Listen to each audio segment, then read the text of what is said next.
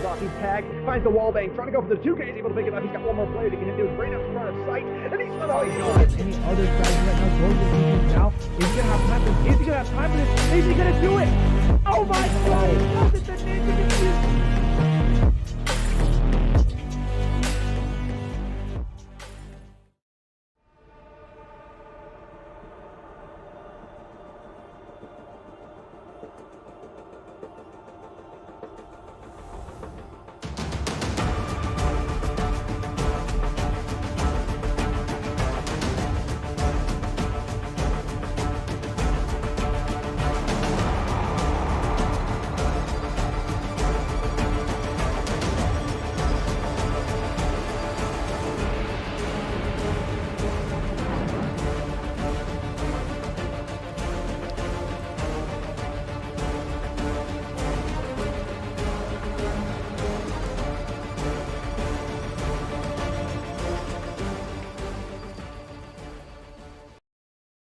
Don't you think it's time to up your game? Get to the next level with G Fuel Energy! Item selection! Zero sugar, antioxidants, vitamins, character creation! Wow, looking good! Gamer words, DLC, XP, side quest, look out, sweats, build mode, flag, noob, squad up! G Fuel Energy! We made this commercial for you gamers!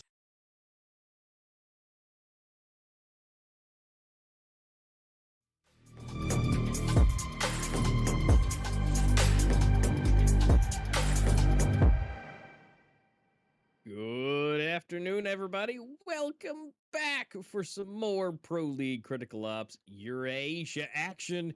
And look, he has returned, the man himself, Twist. Welcome back.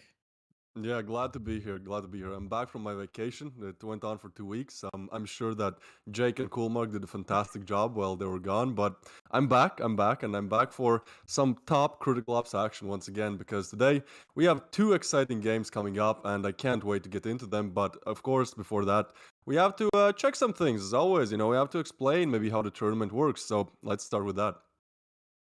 Absolutely. You guys have been here for a good minute. And if you haven't, welcome. Yet again. So we've been going through these matches, right? We had the qualifiers, we had to go through some things, and now we've gotten to the point where we are now. So, but for the most part, we've had to go through these different matches, these round robin areas, and be able to make our way to these teams that we're at now. And don't get me wrong, we're still technically in there into the round robin. This is going to be our last sets of them before we go into the next later stages of it. But we've already gone through that qualifier 1. We've had the eliminators. And then we had qualifier 2 becoming, that kind of stuff, and then the grand finals. So the fact that we've been able to go through these, still the points, take it away, gain some more. And here's a little bit more of an overview of that schedule. We've already had the qualifiers that ran through 4th and 5th, and then again we've been in the round robin stage for quite some time, from March 6th to all the way to April 16th, which we're about to finish. Today's the 15th, so we got one more tomorrow for the Americas. And then the next set of things will be going off into the Eurasia playoffs, which will be the 22nd and the 29th. And then we have the playoffs for the Americas, which will end on the 30th. And we also have the 23rd as well to go with that. Yeah, most definitely. It's great to see that we're finally getting close to that playoff stage, but obviously we still have one more weekend above round robin. I mean, the games are quite interesting. The games are going to be quite interesting that we're going to watch today. But yeah, this is once again just to remind you guys what these teams are participating and actually fighting for. So everyone in the round robin stage, they can actually get to that 1st, 2nd, or even 7th to 8th place and still get some prizes. So it's not like, it's all over the window. It's all out the window, even if you lose and don't get to the playoffs. But obviously, if you do get to the playoffs, you also get the chance to win some cash prizes. And again, what I really like is that there's 8 teams participating in this Pro League, but half of them actually get some kind of a cash prize, and I think that's really good because it doesn't allocate all of the rewards and all of the funds to that top 1 or top 2 teams. It shows that even if you don't show up and you don't get up on the pedestal, you can still get 4th and still get some decent winnings. So it's very good to see that this type of rewards are possible in the Pro League. And obviously there's one more special reward that we have to talk about, is the championship skin. this is one of the best, in my opinion, rewards that you can get because it's so rare, it's so hard to get. And when you have that skin, and when people see that you have that skin in game, I mean, it's like an instant respect point for you, right? So I think it's a very good addition, and yeah, you get some cases, yeah, you get cash, that's great, but you also get some very cool items that you can actually keep and kind of, hold on to for however long you play C-Ops for. Yeah, absolutely. It's something that's always going to be in your account. Everything that what you can do is show it off and keep it no matter what. The cash can be used, it can be paid for, and everything across the board. But what you can do is for you guys is to work your way to get these special skins and this cash is Circuit Intermediate. It's been a little bit of rebrand if you've seen Circuit before. It's now kind of the entry level. So registration is open. If you guys go to the link on screen or into the description, you guys can go over to mobileesports.org and go into the Circuit Intermediate area for more info. You got the pricing of $2,000. There will be another exclusive skin, plus the Circuit emblem, some credits, and some cases, of course. So that's the kind of seasoning that goes with everything. But that is now open. So go ahead and if you have a team, sign up. If you don't have a team, get your best buds. You guys always play rank or casual with. Just take your shot. You never know how good you guys are against the competition. Sometimes matchmaking online can, always pair you up with people and you always feel like you're getting destroyed, but you always can take your skill and bring it into the actual official circuit scene and have your chance to do it. But we do have the teams that have made it who have been here for quite a while. You may know their names. They've been able to qualify and make it here into the Eurasia division. And, we've had Reign, Saints, Flames, Team Phoenix, Elevate, Aurora, Invictus, and Hammers, which I'd like to point out that last week, Hammers put on a really good show for us. They've been kind of at the bottom for the most part. But when they were on stream, they actually ended up doing a phenomenal job. So congratulations to them. Although, unfortunately, seeing of the last week's playing, they didn't do so well again. I feel like it's like they have to be on stream, it almost seems like, to where they're like, hey, now we're in the spotlight. We're going to do a really good job. Yeah, most definitely. I feel like for some teams and especially players, that pressure kind of just doesn't allow them to perform to that highest level. But some players and teams actually exceed under pressure. And I feel like, yeah, Hammers might be one of those teams where when they know that there's like many people watching them and every small mistake will be like made fun of, it's like it's just more pressure. And again, sometimes it crafts diamonds and sometimes it just crushes the team.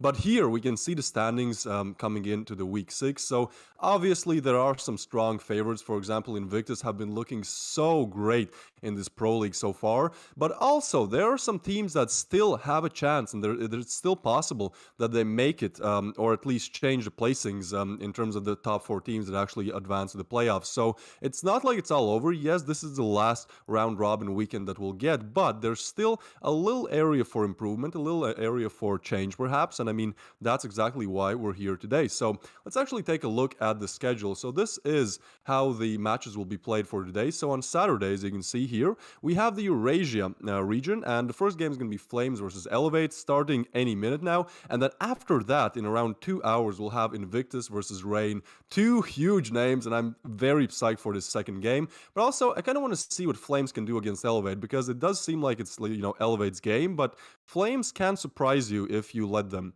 And then also on tomorrow, if you want to tune in for the Americas, well then please do. Here are the times, write them down, check on Google what time it is for you, and you will be able to see Dynamic Gaming versus Flawless, and then also Merciless versus Mayhem. So 2 great matchups for tomorrow as well. Just an action-packed Critical Ops weekend, and I mean, I can't be more excited to actually get into it. But we have to start, a little bit slower. We have to start with Elevate versus Flames. Again, in this matchup, it seems like there's one strong favorite. I mean, even if you look at the stats, Elevate have like 76% win rate, and then Flames has a little bit over 50, so it's not like they're in, big danger, but still, Elevate definitely the stronger team. But we'll see how it actually goes once we get to the best of 2. But before that, we have to remind you guys that there is community match voting, which means you can cast points for your favorite teams or for the teams that you think will win.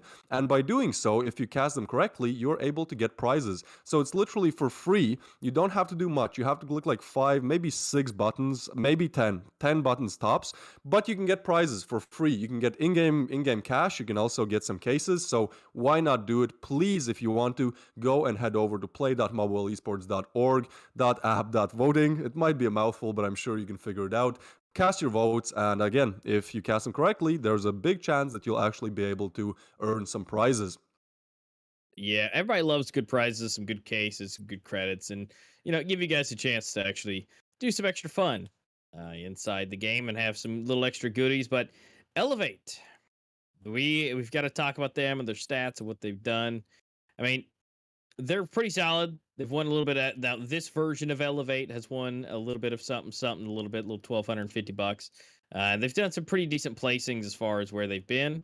Again, this version of Elevate, there's been other iterations and other regions that have different ones, but overall, the name Elevate still stands on its own.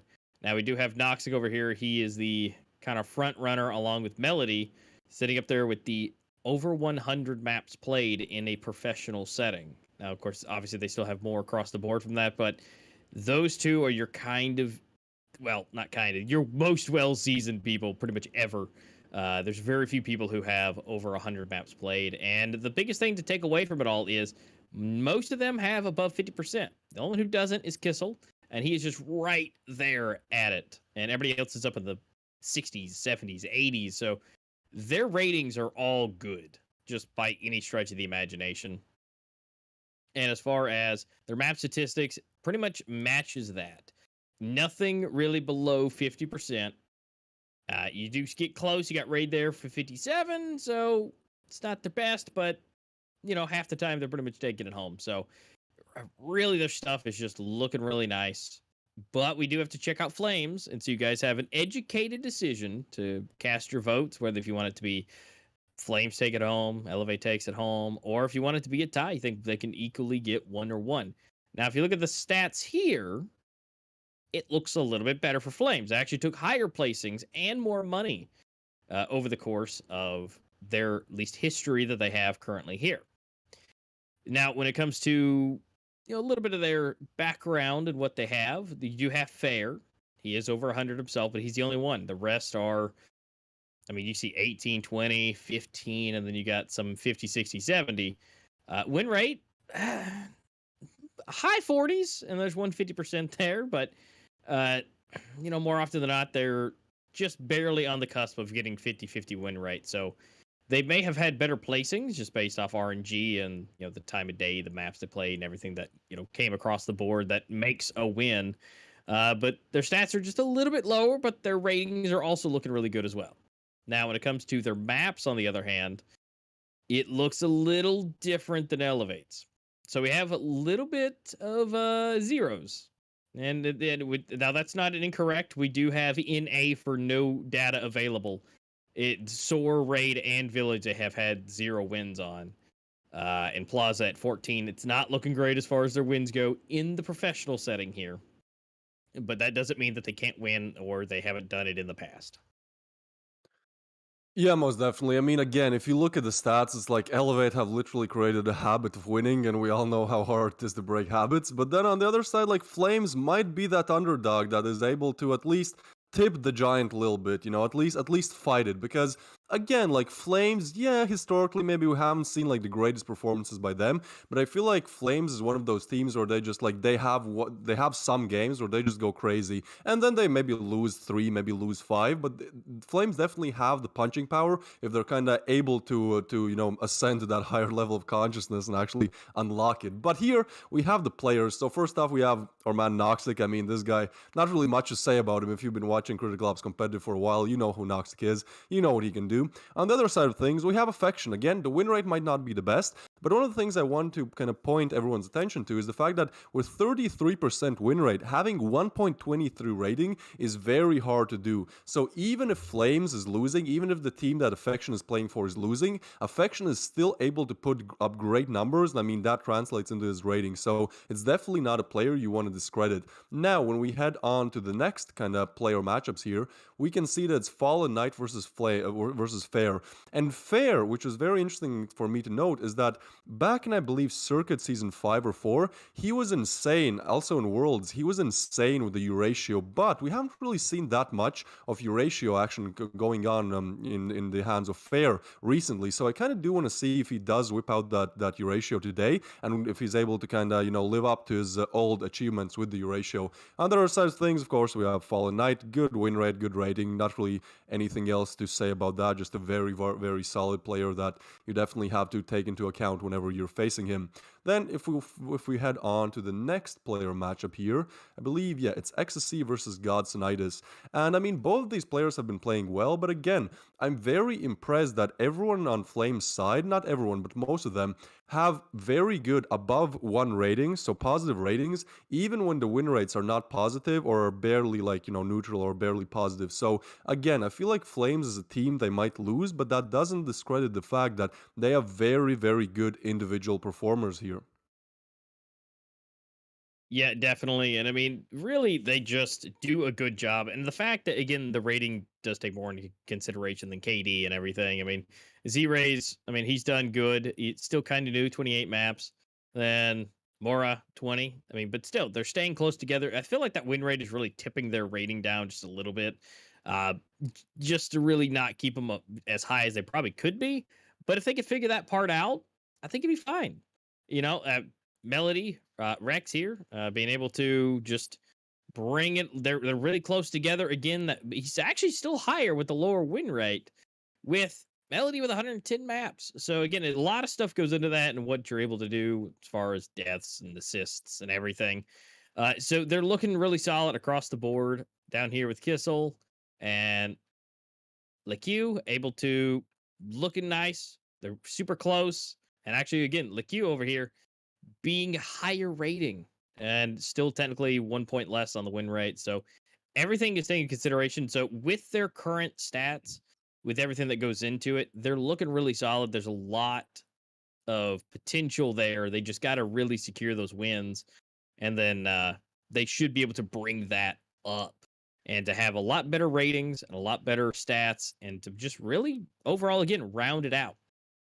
But what we do need to find out, though, is what maps these guys are going to be playing on. We've got our short little area of vetoes that we can do, and we have our map pools themselves. Port's going to be going ahead and knocked out. Elevate does not want to even play with it today. Flames, good option to go ahead and get rid of Canals, because Elevate is traditionally fantastic on Canals. And then Elevate's going to go ahead and pick.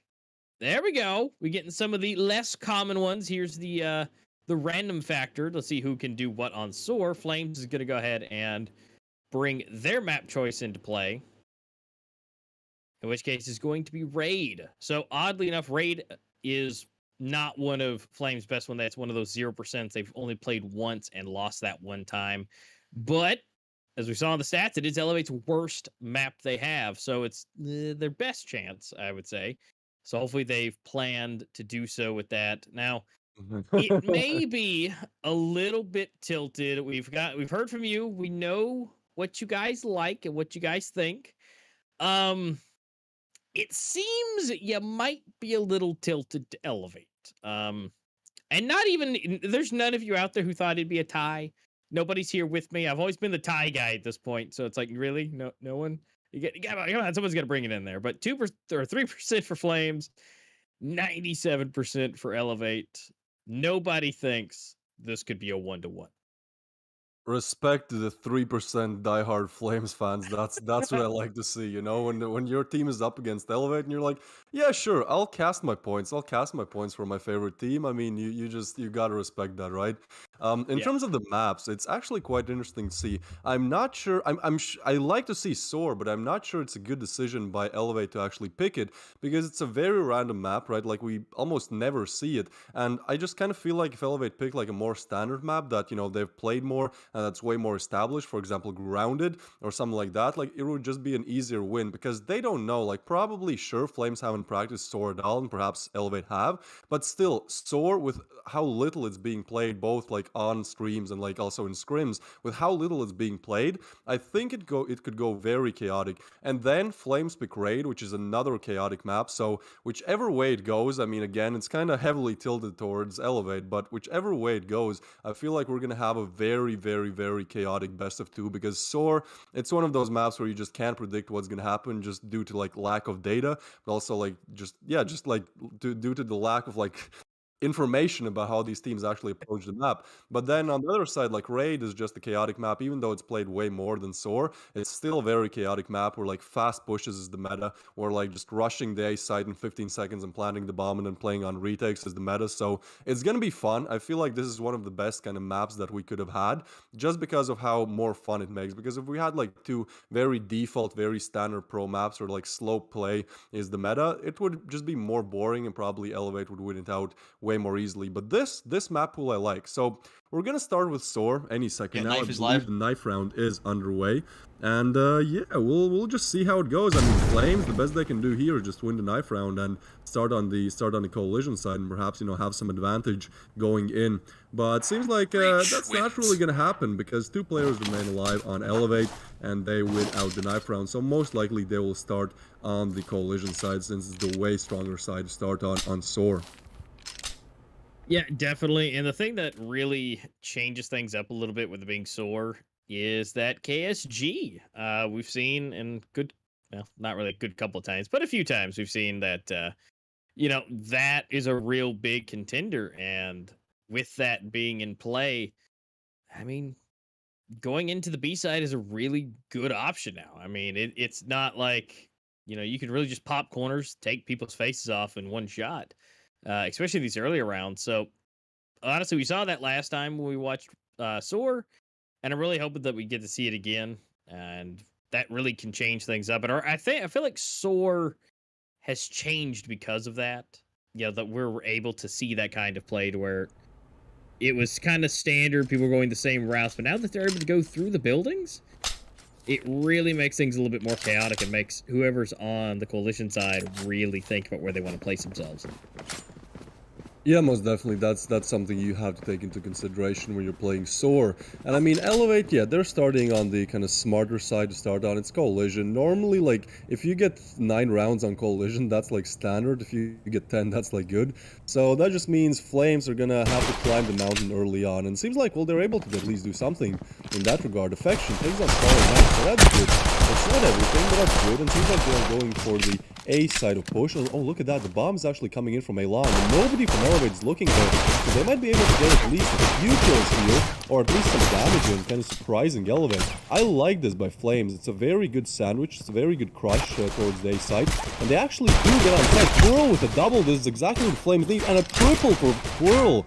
The rating might not be there for him, but this round definitely in his favor, and Fair finishes it off. A clean sweep for Flames. Nobody on Elevate's side able to take down even a single player. And I mean, 1 round on Soar is so important. Like, again, literally, if you get 3 rounds on the Breach side, that's considered like decent. Like, that's good, right? So the fact that they win the pistol, they're probably gonna win this one, since Elevate only have XD45s. And with that, pretty much in 2 rounds, they've almost completed the limit, the quota of rounds they have to get on the Breach side would be considered good. So there we go. Fallen Knight actually able to find one. Oh, an Elevate push up. This is big. Now they're as well. This might turn out just in their favor, but Affection and Fair trying to cut it down, and knocks it, trying, but goes down as well. Fallen Knight though, he has an AK, spots one. Oh, but he's just getting overwhelmed. Both directions coming in, Players and Fair taking him down finally. Flames on 2, a little bit too shaky for my liking, but Flames able to not lose their momentum and getting the second one on the board. So definitely not how you would have expected for this game to start. And I mean, Flames, they're definitely celebrating. Again, 2 rounds on the Breach side is so good on Soar, especially when only 2 rounds have been played. So Flames so far looking good, but now the first rifle round, this is where things will start to get difficult for them, I believe. Yeah, this is definitely where it more likely should, now that Elevate's kind of got some stuff in their pockets and they're really ready to go. You can see they're starting to get into position. There's Fallen Knight starting it out with Eurasia early on, and gonna go ahead and just, put Fair down where he wants him to be, so there's no combativeness. But overall, it's not out of the way. Flames still has 4 players left. They just got to really not go the direction of Fallen Knight. And of course, we can see there's really only one off to the side away from Fallen Knight. I mean, he's just kind of keeping a close eye on everything. And here we go. Nox is pushing out. Affection going down. Melody knocks it for another one. Kissel moving up. There's only one player left. Twirl right there. He's going to be able to take down Kissel. That is a no. And Elevate clean sweepingly. Just going to go ahead and take themselves around.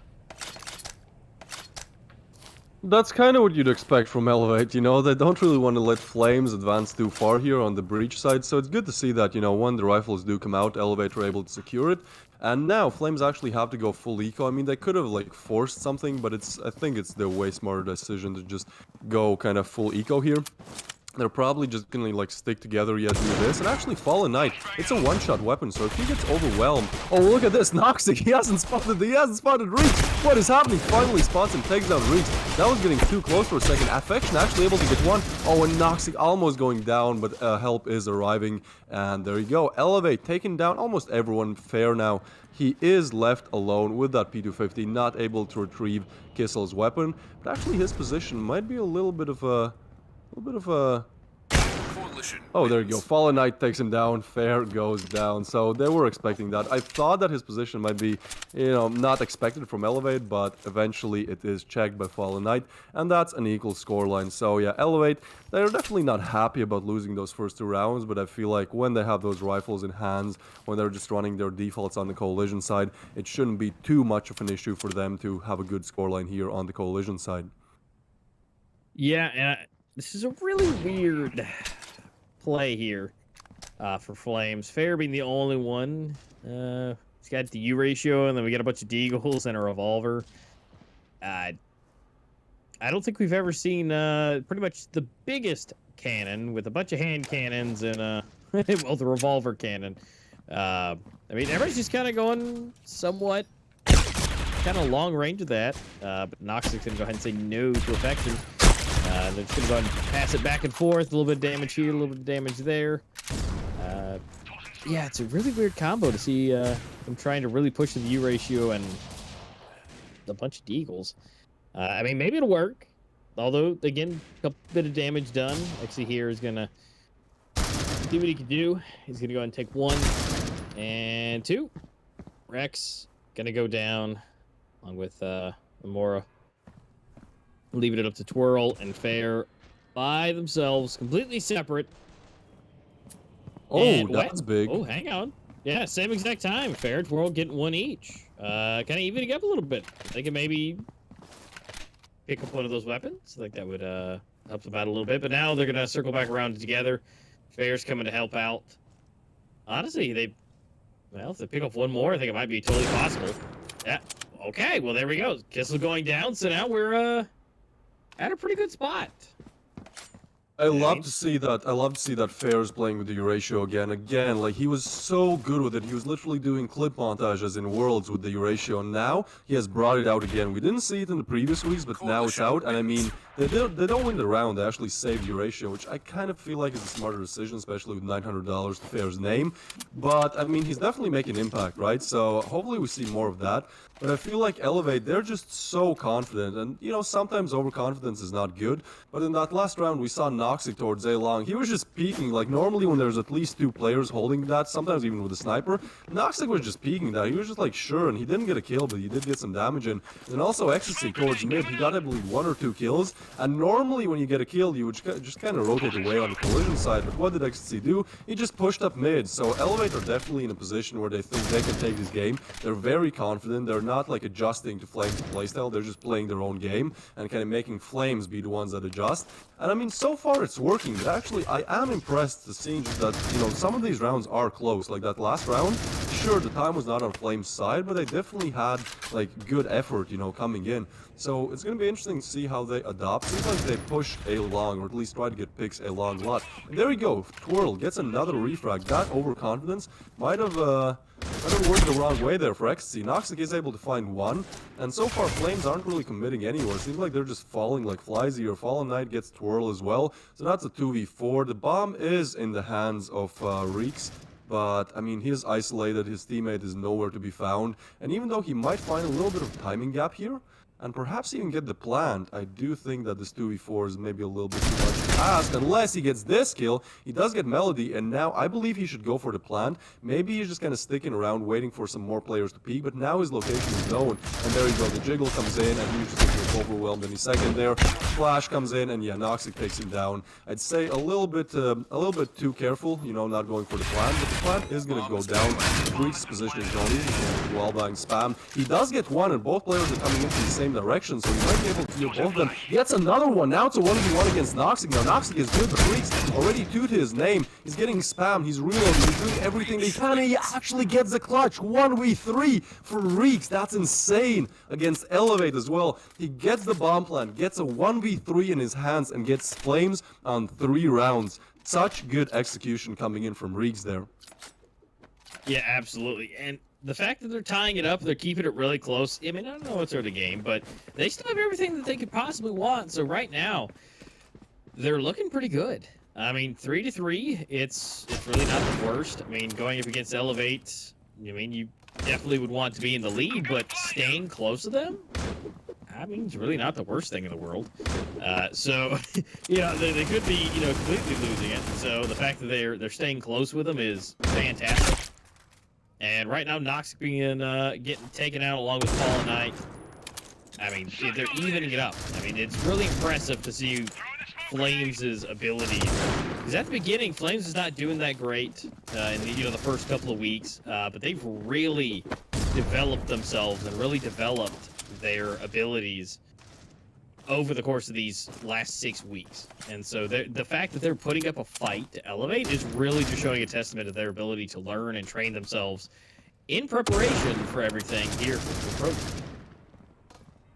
Yeah, most definitely. I mean, in this round, it seems like Flames have kind of found their way into it again. It's a 4v4, and most players are grouped towards A side, but there's really only one defender on A and one towards mid, but he's getting smoked off, so Flames almost have an empty bomb site here. If they're able to take down this one solo defender by the name of Melody, then they might have a chance, but now, because they took so much time, more players are rotating over, and now it's getting harder. Reeks is able to find one, but Kissel with the quick refrag, and now the odds are shifting in the favor of Elevate once again. Now, they do have the bomb, so rotation to the B bomb side is possible, and since everyone on Elevate is grouped towards A, I mean, it could kind of work out, but I think Elevate, you know, they're just been playing for long enough to know that it's possible. Fair is able to find one. They're pushing in, but they're not checking it. Fair gets another one. No way, Fair does another clutch. He jumps in, but Kissel,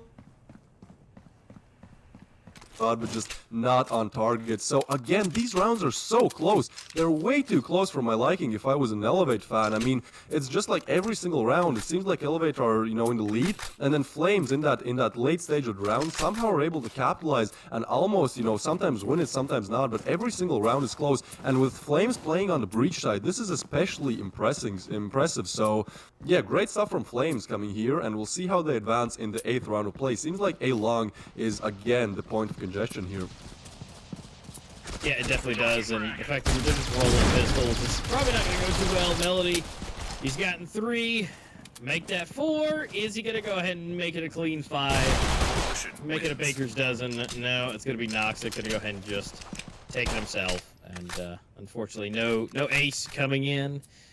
But what he is another point on their board. 5-3 right now, with Elevate with being the one that's 5. Flames at 3. But as you mentioned earlier, you know, the fact that they're getting these points on the breach side is fantastic. I mean, the fact that they've gotten 3 so far, and honestly, I think if they get 2 more, they're going to be sitting really, really nice when going into the flip. Obviously, now that doesn't mean that Elevate can't just absolutely decimate them or make it hard for them, but overall, I think that'd be a solid score line to be going into the flip, besides what they already have now. Yeah, most definitely. I mean, 3 rounds, again, 3 rounds on breach side is good, so the fact that they still have what is it, like 6 more rounds to go here to actually get some more. I mean, that just screams everything in favor of Flames. And again, this is one of the reasons why I didn't really feel like Elevate picked a good map, because Soar is just such an underplayed map that even if you have practiced it, you just don't know how other teams play it that much. And I mean, it just shows on the scoreboard. Flames, 3 rounds on the board, Flames on the scoreboard as well. So now it's a 4v5, and we know in Soar how important those Coalition players, how important it is for Coalition players to stay alive, because it's one of those maps where if you have 5 Coalition defenders, you're good. But you have 3 of them, the map is so big, the rotations take so much time that actually it's one of the worst things to have. You know, on other maps you can kind of, you know, work your way with 3 or 2 Coalition players. On Soar, every single Coalition death matters a lot. So Flames, they've found one. Noxic is able to find a refrag, and Reeks, he's just so flash. He's pushing in, almost finds it, but Noxic takes him down.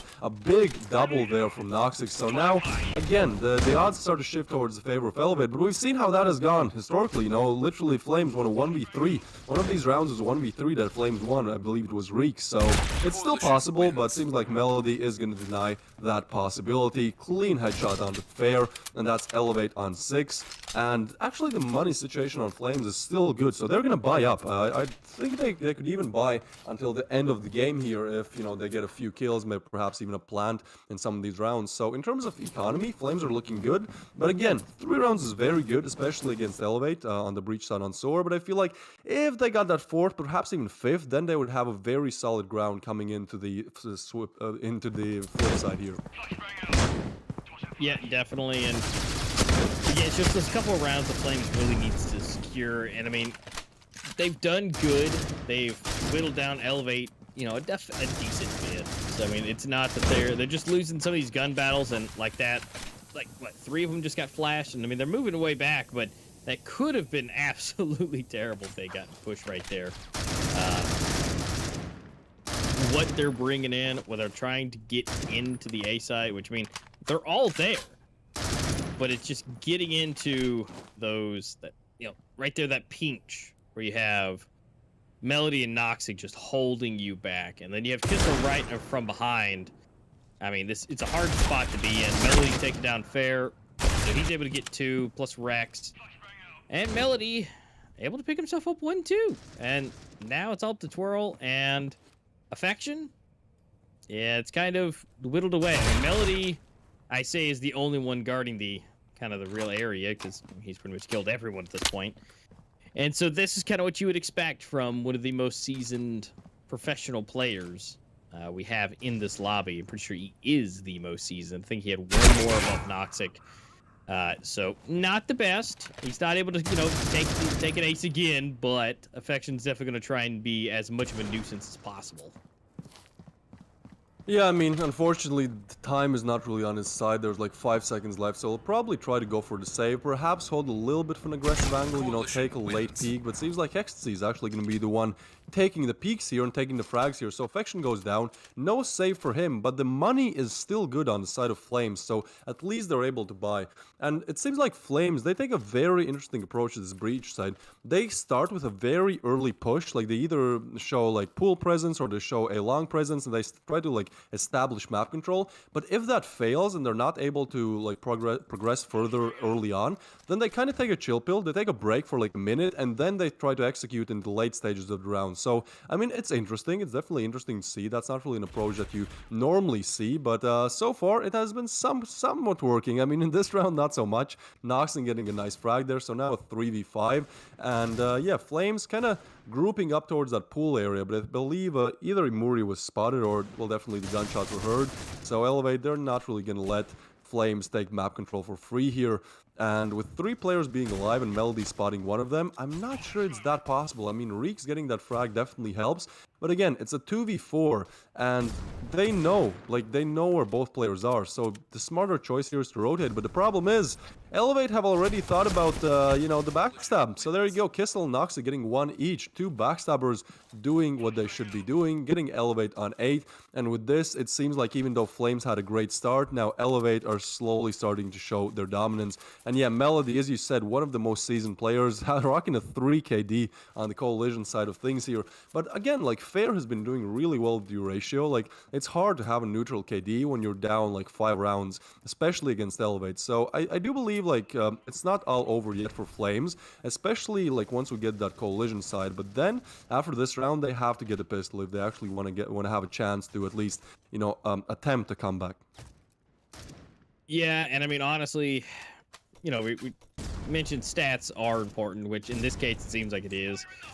Melody and Noxic are really the two people standing out entirely out of this. I mean, the fact that the score lines look fairly even all up until you get to Noxic and Melody, and then they're up there with 12 and 15 kills. They're really the ones that are making the pivotal changes in this matchup and making it to where Elevate are able to continuously take these rounds. And not to say that, if there was anybody else in the seats that the team couldn't at all, but the fact that those two are making this big of a difference, as good as Fair is, and he's going to be trying to use a regular rifle this time, but Fallen Knight every single round is at least taking one person every single time. And so he's just basically making 4v5. I mean, they're trying. Look, they're going through the smoke. They're trying to peek. Affection got one.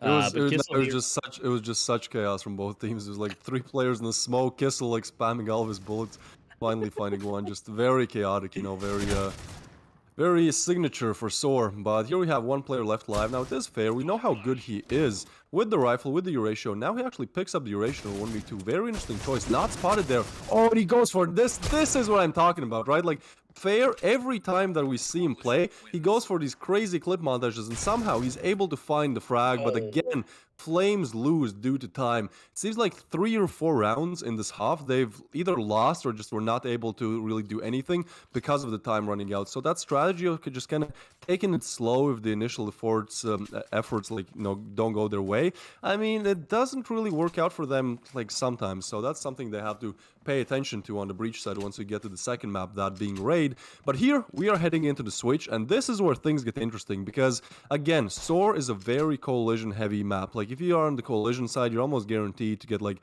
7, 8, 9 rounds. And with Flames having 3 on the breach, which is not the worst of things, I mean, if they're able to get this pistol, then the next one, they're already up to 5. And with the rifles in hand, I mean, they will definitely be able to cause some damage here. It seems like Elevate, they're taking such a slow approach to this. They're kind of expecting for Flames to perhaps push something, which they're not. They're actually stacking B-side, and it seems like they are heading right into the Dragon's Den here. They're slowly approaching mid, but yeah, that's exactly where Flames are waiting. So unless they push CT to A, they might get overwhelmed. Twirl spots one, gets a kill, gets some crucial damage in as well. And now, just all hell is breaking loose here. Reeks an affection with 2, Ecstasy with another one. Imuria gets a frag, and now 1v2. Ecstasy is spotted. Fair, are you able to do it? He is. He gets the pistol round, gets the 1v1, and gets Flames up to 4, now being able to buy. And look at this win rate. Elevate have played 5 and won 3 of them, and Flames have only played 1 and lost it. So if Flames are actually able to win this one, I mean, that would be against all odds, playing against Elevate, playing on a map where Elevate have way better win rate than they do.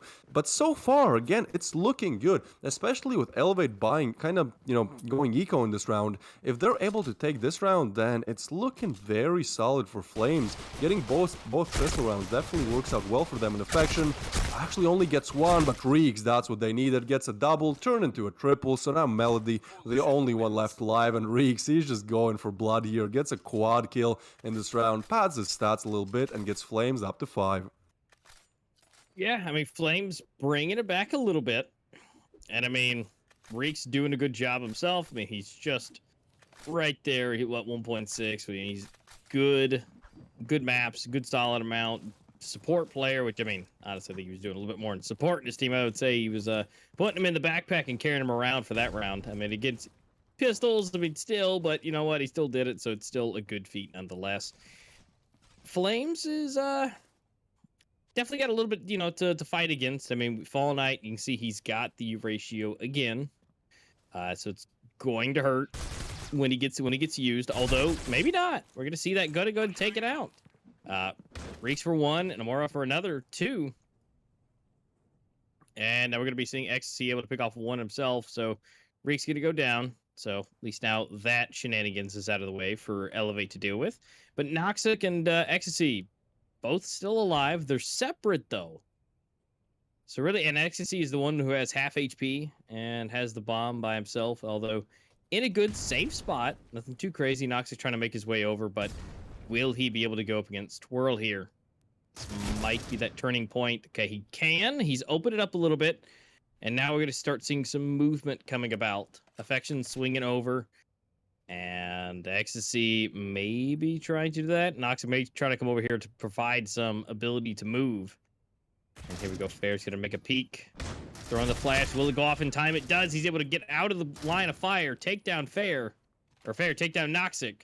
Leaving Ecstasy by himself with the bomb still. So there's still some possibility, but he's only got about 15 seconds worth of possibility before time is out.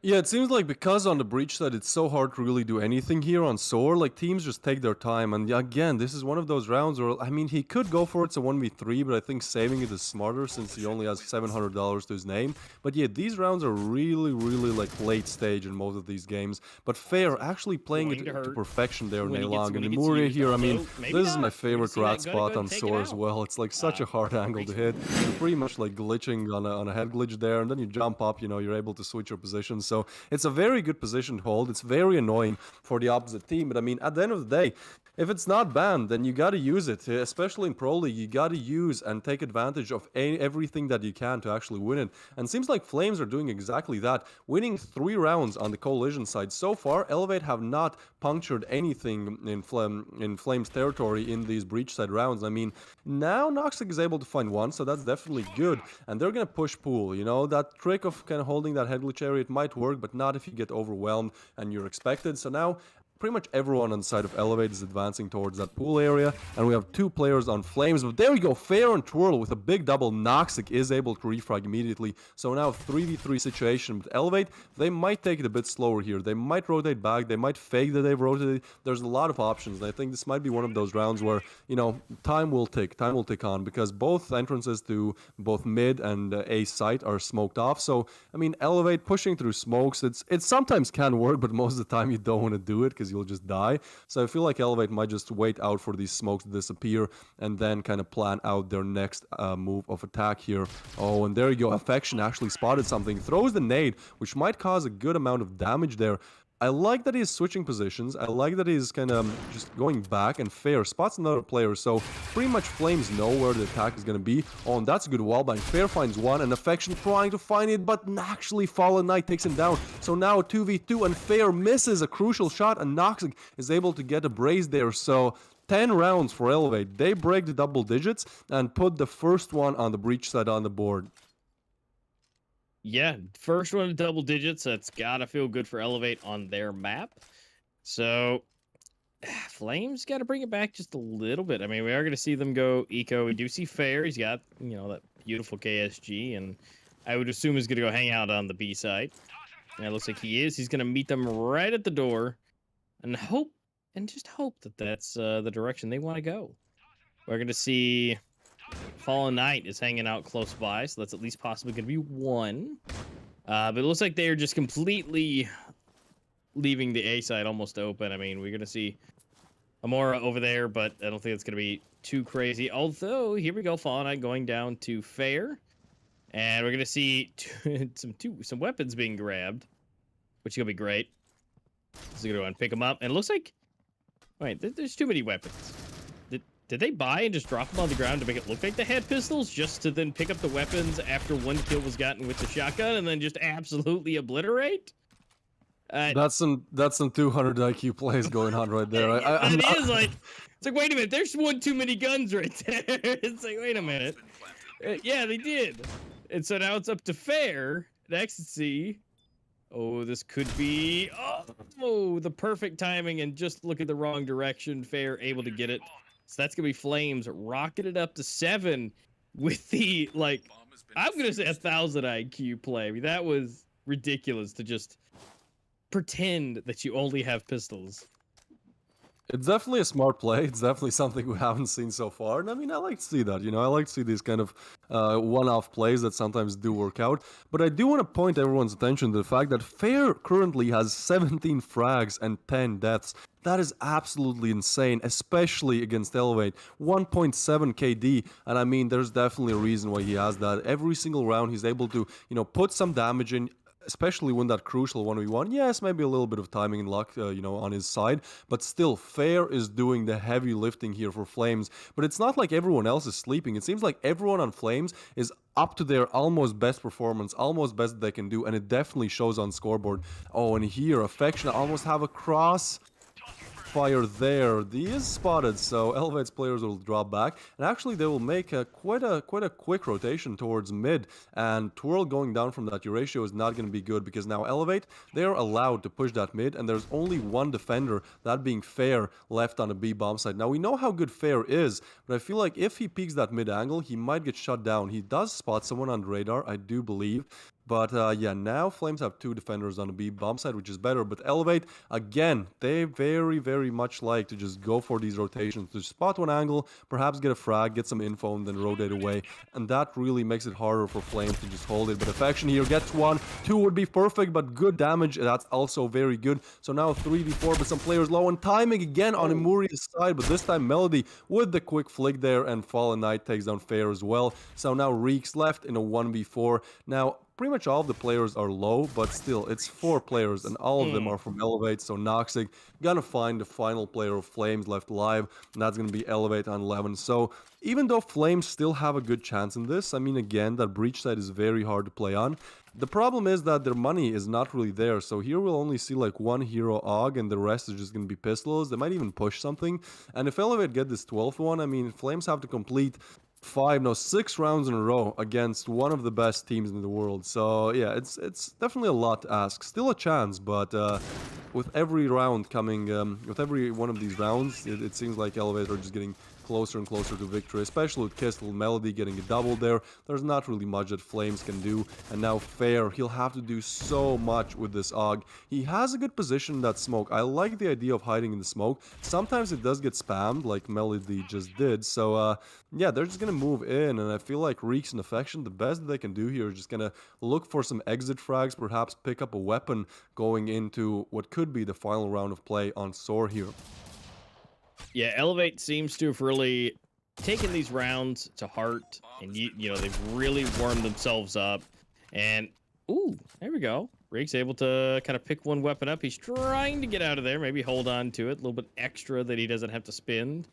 Although he's got someone hot on his tail. Ecstasy is on. Oh no, everyone is coming in. This is not looking good for him to be able to hold this. He's gonna give it a shot. Melody got a little bit. He's gonna try and pre-aim it, and it looks like it's not gonna work out, at least for Melody to get the kill. But Ecstasy is just gonna barrel stuff him and rack it up to 12. So Elevate might be able to just take it right here, right now. They're gonna try their absolute best. Twirl's gonna go a little bit of shotgun fun for this possible last round. They are not, well, I would say completely broken for Flames, but they are not in the best case scenario. Couple things in their pockets, a couple trinkets, and well, at least, you know, most of the armor. Twirl here is the one that's kind of the loner with the shoddy with no armor. But still good. I mean, with that KSG, I mean, one shot could absolutely just obliterate, so nothing too bad. But they've done a good job on Soar so far. It just seems like for them, they just haven't been able to make those connections. You know, I think it was 2 rounds ago we saw, you know, they had the jump. Can't remember the player, but like I had the jump, then they able to swiftly turn around, and Melody was able to kill him, even though he wasn't even looking the right direction of him. So it's really coming down to the crosshair placement to me, what we're seeing. And Elevate, just they've really warmed themselves up. They're on fire. They're feeling good. Let's see if they can secure this last round. It looks like they might be able to do that. Reeks actually gets a frag there, so yeah, that's a 2v4. It's gonna be hard. And there you go, the defuse comes in. Wait, I almost thought for a second that's a wallbang, but there's no way. So Reeks actually takes down Fallen Knight, and that's gonna be 8 on the board for Flames. It's good, it's definitely good, but yeah, as you mentioned, I do feel like Elevate, when they're winning on these breach side rounds, it's just due to like individual skill. Like again, even if the timing doesn't work out in their favor, they're somehow able to just adjust the crosshair, you know, quicker on the player, on the opposite player, and just, you know, pretty much just click heads faster. So Elevate looking solid, but they still have that little bit of an edge that they have to climb, that they have to get over. And I mean, Flames, they'll definitely do everything that they can to not make that happen. But honestly, I'd say great performance from Flames. Like, regardless of how this match turns out, 8 rounds against Elevate is just not bad. It's actually really good. And Affection gets that KSG frag, so now potentially Flames could be looking at 9 here. And actually, if they win this round, I believe some players might have to go eco or go for a force. For example, Melody's only on 1.3k. So Elevate, even though they're looking good, again, they still have to get over that final tip. And I mean, Flames, they're doing everything that they can to not let that happen. Affection here, looking to get another one with that KSG, but actually gets double flash. Wait, what is this? What is this from Reeks? Never mind, he gets just spammed through the smoke. Noxic is too smart to fall for those tricks. So yeah, Reeks goes down, and now it's a 4v4. And again, Elevate, look at this. They opened up a long, they leave one player there to actually establish map control there, and then the rest of the team just rotate towards pool, or mid, in this case pool. So Elevate are also playing this breach side very smart in a way that they try to look for openers, they try to get a kill. If they don't, at least they get some info. And as soon as they do, they rotate to a different side of the map to kind of confuse Flames, to confuse their opposition, make them work hard, and then, you know, just think more.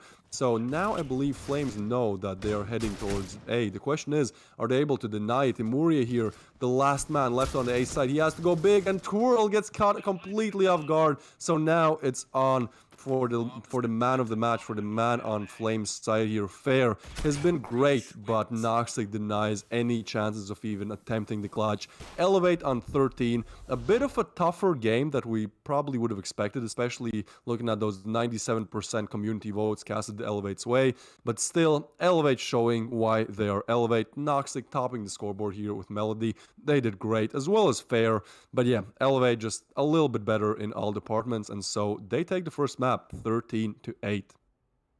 Yeah, they really did do a wonderful show. I mean, the fact that 97%, you wouldn't expect it to get to 8-13. But again, they did a wonderful job. Flames really putting it, you know, their best effort into it. And again, everybody's score looks just pretty decently even and close to it. But it just came down to Melody and Noxie. They're both at 22, both with 12 deaths. I mean, they pretty much mirroring each other, aside from Noxic having 3 more assists. But overall, just doing their best efforts. It just seemed like seasoned abilities and being in those tough situations really came out about in Soar. So it seemed like it was a possible meh at the start, you know, as far as Flames getting those matches and Elevate choosing Soar entirely as a possible kind of random choice for them, but it seemed to work out in their favor. They've been able to take that home for themselves, and now it's going to be up to Flames to be able to take it on theirs. The next map coming up is going to be Raid, which is going to be their pick. You know, again, 97% of you guys think Elevate is going to also take Raid.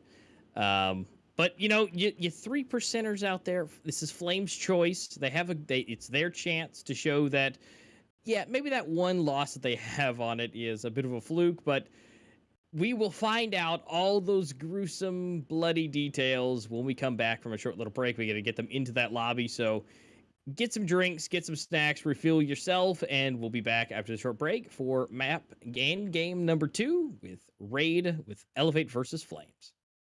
Most definitely.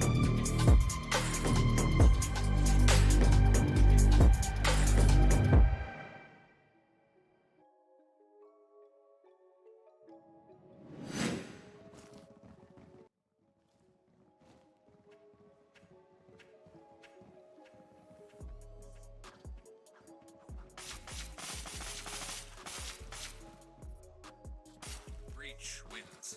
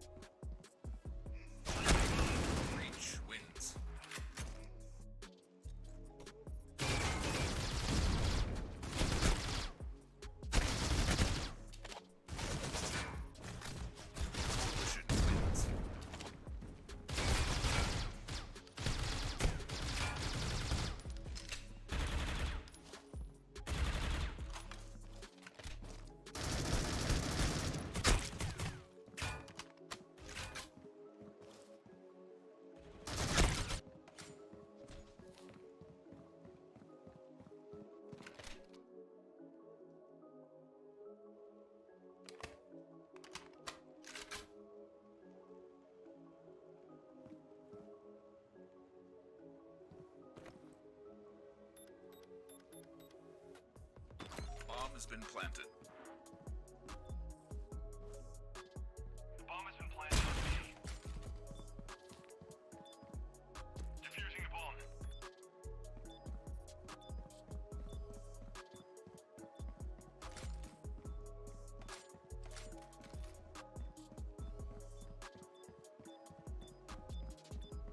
Defusing the bomb. Bomb has been defused.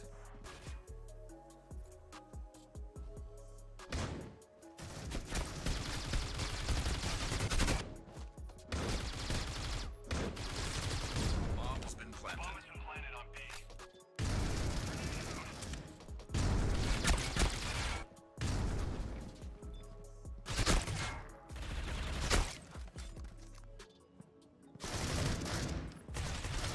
Breach wins.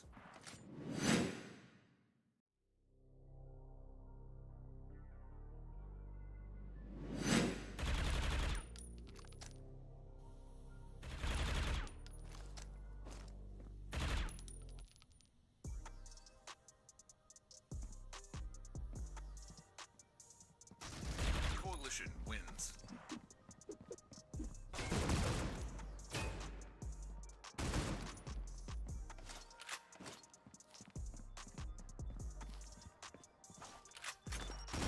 Defused. The bomb has been planted on A.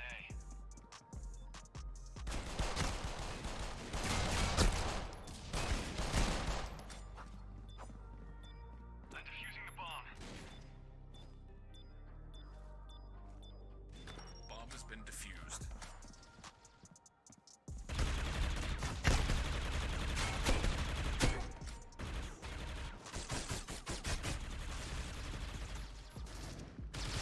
Bomb has been planted. It's been planted on B.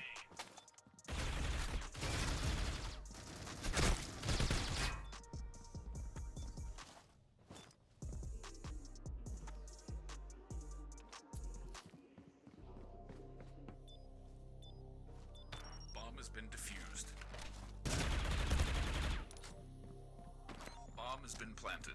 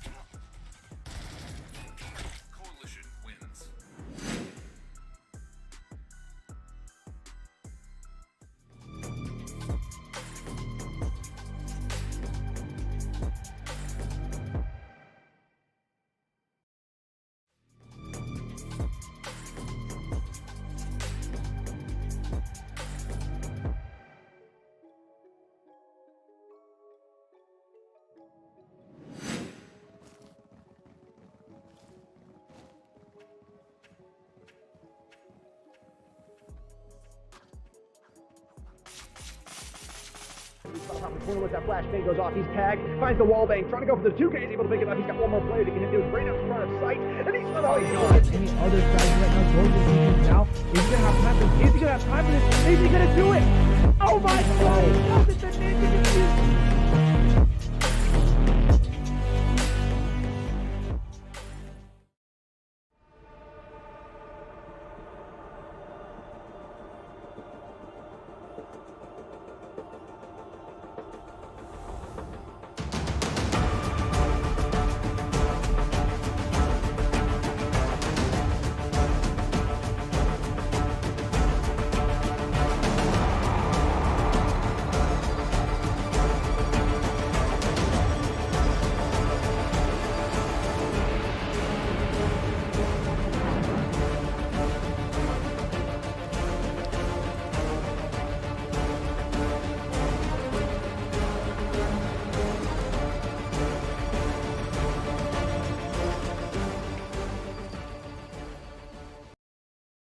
Don't you think it's time to up your game?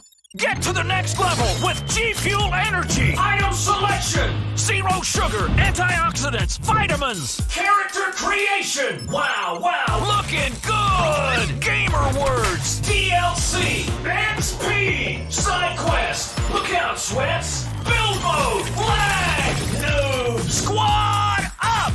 G Fuel Energy. We made this commercial for you gamers.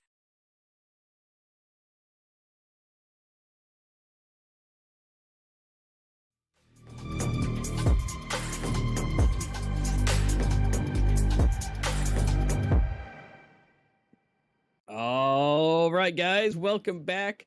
If you're just tuning in, you just missed a pretty good game that we just got done watching. Elevate took a victory. They took the 13-8. Flames did a pretty good job. I mean, they honestly, set themselves up pretty good. Just unfortunately, it was Elevate's pick, and they took it on Soar. And so now we're back from our break, and we're going into the second map, which is going to be Raid. What do you think there, Twist? I mean, it's pretty good for Soar. It was. But, Raid is going to be kind of that unknown, chaotic mess. But, so it's, see what Flames can do, I guess, right? Yeah, honestly, I'm impressed by what I saw from Flames on that first map, especially because it was Elevate's map pick, and especially because Soar is, again, not really a map you normally see, so that means that if Elevate picked it, they probably practiced it, so the fact that Flames are able to almost go double digits against Elevate on a map that they probably hadn't played for a while really impressed me. Now, we're heading into Raid, which Flames, I believe, have a chance of actually, if not winning, then at least having a good chance of, putting some numbers in.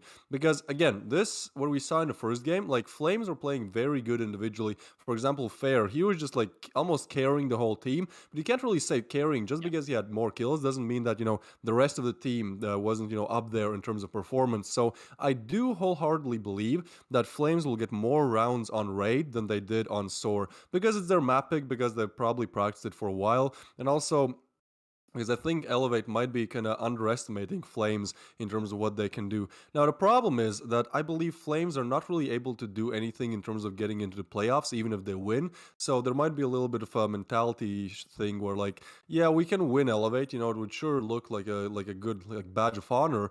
But at the same time, it's like it's only for the badge of honor. It doesn't actually translate into any actual chances of making it to the playoffs. So I think both teams are kind of in a situation where this game doesn't really matter that much for them. And again, it's more just kind of a respect thing, kind of no way that this Flames team beat Elevate.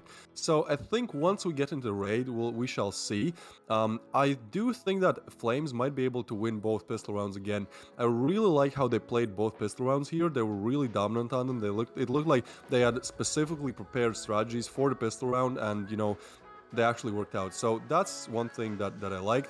Now, once we look at these highlights, I think it's pretty noticeable that Flames were putting in good numbers, but They pretty much got 4 rounds out of those like 2 pistol round wins, and in a lot of these rounds it was just Elevate having that better individual skill. You know, we saw some situations where a player would like not even look at the opposition, and then whenever he gets shot by a Flames player, he's able to flick like 90 or 180 degrees and take him down. So I think in the first game, like Elevate were just better individually, but the thing is, on Raid, individual skill is really not that important, especially on the Breach side. It's more about just those strats and just pushing in together and getting those frags. So I think that's kind of where Flames might have an advantage here once we actually head into the game. But yeah, honestly, like if I had to cast my points, I would cast them for Elevate, but nevertheless, I do believe it's going to be a very close game. Yeah, Ray is going to be that area to where if they go into the breach, they could absolutely just rush the bomb site. Either one, really. It's a little bit quicker for one over the other, but I mean, it's basically the same thing. I mean, if they could fly in there and just use the equipment like they need to and just basically flash it out and hop in, they should be able to do something pretty good. Now, I mean, really, for me, that I've seen that works just the most, and it goes into the chaotic mess, is just being able to fly into the bomb site and get it planted, go for the retakes. And that's kind of the best place we've seen. Now, sometimes, obviously, they can prepare for that, and, well, you can only do so much for preparation. If you do a whole 5-man squad rolling into one bomb site, more than likely, they're going to have a split team. Now, unless they just called it right, and there's 5v5 on one bomb site, which can happen, but more than likely, you're more likely to be able to take it, plant the bomb, and you've probably secured yourself at least 1-2 kills, and that might have been 1-2 for them. And so it looks pretty decent. And I think that if Flames wants to really gain a few of these rounds, they really need to use the fast-paced aggression to get into these sites and at least get the extra cash. Because we saw a couple of times, especially near the end, they were running really, really low on cash because they were just not getting those bomb plants. So if they can at least get those, that should at least be able to help them maximize their capabilities and efforts. Yeah, most definitely. I feel like Flames really need to take any advantage they can get here. Again, they tried to do it on Soar, and they somewhat did it, but I believe, yeah, once we get into Soar, I believe that the Coalition side is going to be way more important for the side of Flames than the Breach side, because on Breach, like, most of the time, if you just have like a good execute, if you just have a good quick execute, or let's say all players, like 4 players rush a long, one goes tunnels, you know, you throw some smokes, you isolate the Coalition players towards the CD area, you get the plan. Like, it's not that hard to do. I believe that it's just not that hard to do on the Breach side to actually get rounds. But when we actually get into the Coalition side, that's where it's hard. That's where it's like, now the thing you were doing on Breach is being done against you, and especially against a team like Elevate. Like, if they're able to get the bomb plant in like 15 seconds, which a lot of the times is the case on the Breach side on Soar, then it's just going to be so hard for Flames to actually work on a retake, because we know how good Elevate are individually. We know how good they are just like holding an angle and, you know, just winning out the gunfight. So I believe there's going to be more heavy lifting for Flames on the Coalition side of things rather than the Breach one. But either way, it's just such a tough battle against Elevate, even when the points might not matter as much, because again, it's like both these teams have already kind of decided if they go to the playoffs or not, just based off their previous performance. But yeah, I still do feel like Flames might have more rounds than they did on Soar. At least that's kind of my prediction here. Yeah, and I fully think so too. Again, they really have to use that aggression to their advantage. But what can be taken advantage of is for you guys. You guys can go ahead and sign up. The opening is available for registration for Circuit Intermediate. You guys can go over to mobileesports.org and go into the Circuit Intermediate area for more information. Again, there's $2,000 up for grabs, the exclusive skin, Circuit emblem, and some credits and cases that always accompany with everything else. So remember, registration is open. So if you have some friends, you have a team, you've wanted to make a team, this is now your chance. Circuit goes straight into Pro League. As we've talked about before, some of these lower ranking teams that have made it here in Pro League will be up for grabs for those slots, with Circuit winners. First and second place will be able to take 8th and 7th, and then the third place will be able to fight against the 6th place team in Pro League for their position for next Pro League. So go ahead and get signed up, get your team in, get your friends in, see how good you do. You might surprise yourself. And again, there's going to be things always up for grabs for you guys as well throughout the events. You know, like we have the voting here where you guys put in at 97% for Elevate. and only 3% for Flames. Whoever wins this, as far as their prediction goes, there's credits and there's cases up for grabs. So make sure you guys are getting into that. We would be more than happy to cast over you guys and to see what you guys have. Yeah, most definitely. I think it's just like, why would you not participate in this, right? Like, you literally get free stuff, potentially, if you cast your votes right, but like, there is no cost of entry. There's literally nothing you have to do other than just click a few buttons. So, click a few buttons, get some cases, get some credits in return. Why not? But in the meantime, we will be soon heading into our second best of two, to our second game of this best of two, of the first best of two of today. Next one is a big one. I won't spoil it. You'll have to wait, but it's definitely let's just say a top teams, playing against each other. Okay, I'll tell you guys. I won't keep you waiting. It's Invictus versus Rain. The second best of two is a very promising one. I think it's going to be very fun to watch. But for now, we still have to finish this one. Again, Flames versus Elevate, the second best of two. In the first one, Flames got, I believe, 8 or 9 rounds against Elevate, but Elevate were able to win out on Soar. So now we're moving into Raid, we're moving into Flames map pick, and if they really want to make a difference, this is where they do it.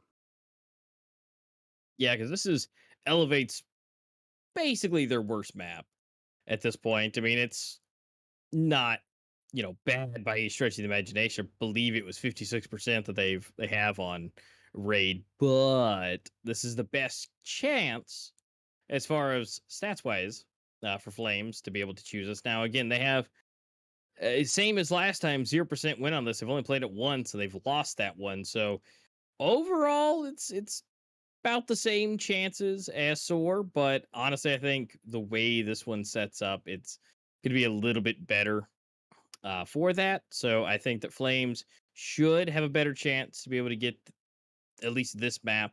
I mean, the Flames, they don't really have, they don't really have a chance to get 10 points at this point to take over Saints, but they're looking really nice. I mean, Elevate could get some extra points, and theoretically, they could get 3 points today if Flames doesn't ruin it. And they could overtake Rain, technically, in this exact moment.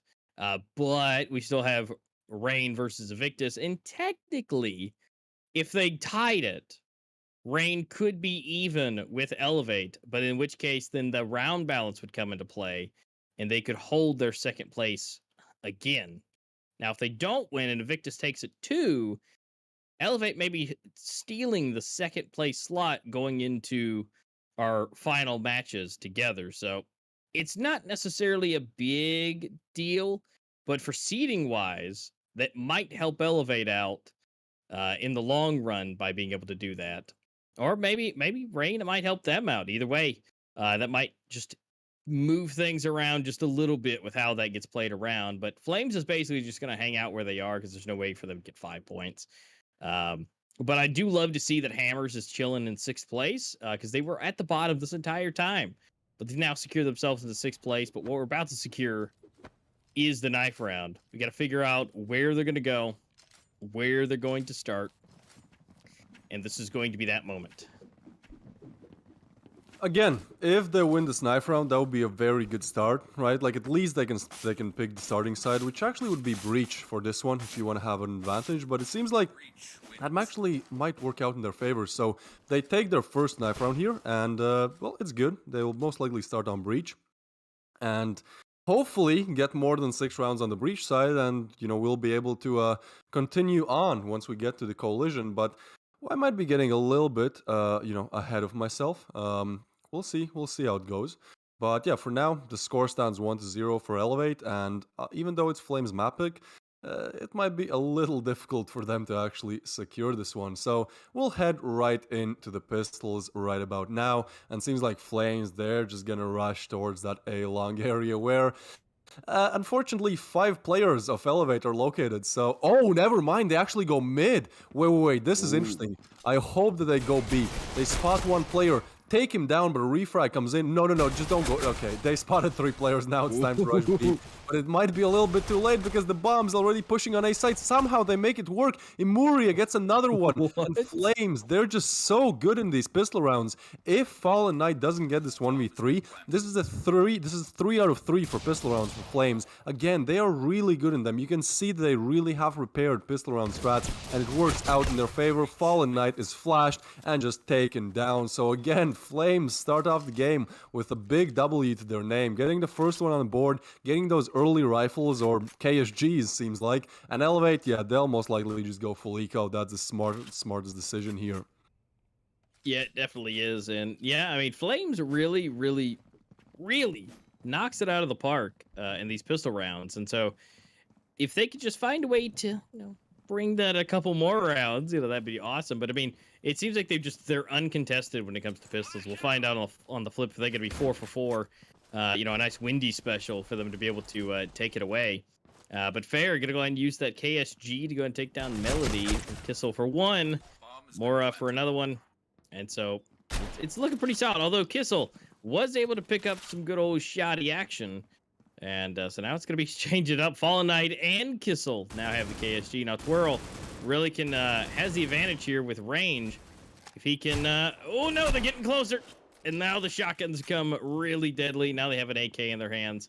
And so now it's quickly switching into a different scenario. No way. Kissel just got a double pump on LeQ. Wow. It comes down with 4 HP on both of them. Get the defuse. Yeah, not ideal if you're on the side of Flames. I mean, especially with both players being so low, literally 1 bullet in the leg even could have called out at both of them, if the timing was right. But Elevate, they rebound very quickly here, and now Flames, because they bought, look at their buy now. It's 2 Deagles, a KSG, and 2 P250s. Like, unless they go for a very crazy execute here, this is just going to be a mowdown. And Melody, he's starting the mowdown. We'll see if it finishes off, but it seems like Kissel and Noxic, they're just too good with the rifles. Imuria actually finds 1, so that's at least some good damage. That's at least 1 $3,000 weapon in Kevlar taking out the hands of Elevate. But yeah, eventually, what should happen will happen, and that's Elevate on 2. And Flames, now they're able to buy rifles, and now they have to start getting those rounds as quickly as possible, because when you're playing against like trophy titans like Elevate are, you just can't give them any leg room. You just can't give them like any advantage, because as soon as you do, it just becomes even more harder to win. It's not one of those teams where you can let them rack up a few rounds and then just come back. So Flames, potentially they have to win this round if they want to actually win the map or make it close. Yeah, they really do. And this is gonna be the next big contender. Nothing really crazy going on. 2 for 2. It's down to a 3v3. Well, Twirl, well, I was gonna say something about the scar that he's using, but he doesn't have it anymore. Although LeQ does as well. So we're gonna see them work their way towards A. It's completely open, although we are seeing Kissel rotate around. But 1v2 shouldn't be too bad, and I think this would be best case scenario. There we go. For them, and Affection's going to be able to do that. So now they're going to rotate around. It's 2-2 with the bomb being planted. This is what I was mentioning before, is getting that bomb planted gets you the extra cash. And so if they can just keep doing this, even if they don't get the rounds, they're still able to keep up. And Affection able to get 1. Noxie trying to figure it out. He knows someone's behind him. He's not wanting to peek too hard. The Q, and now Affection taking his time. If he can get in here, he's got 10 HP. Don't go for the fake. Oh, but completely flashed off. Noxic able to take him out. And he should have enough time to go ahead and get the defuse.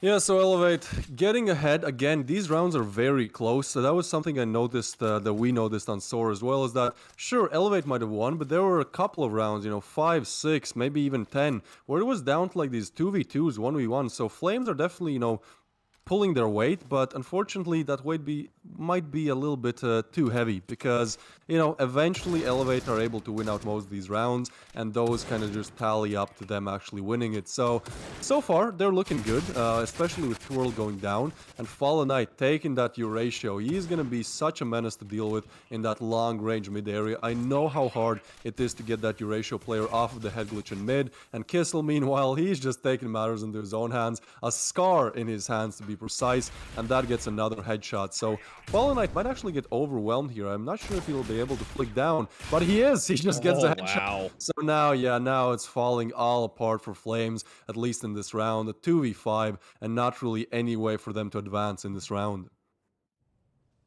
Yeah, I mean, it's just giving them absolute problems. And, I mean, don't get me wrong, they might be able to get here into the bomb site. They do really only have to contend with one person, and that's Melody. Although it is Melody, although but fair, showing us his beautiful accuracy. So getting in there. Now they're going to be able to get that bomb planted again, which always helps. So now that Fair is just going absolutely nuts, it's really helping him out. The fact that this man is doing that and he has no armor at this point, doing beautiful. So Kissel got a Scar. He's using his ears. He's trying to hear where they are. But now they got to go into the retake. They're almost able to go ahead and go for the pinch. Kissel able to get one. Fair going to go and take both of them out, but he's got to turn around. But no, Noxic takes him out. The man of the hour yet again.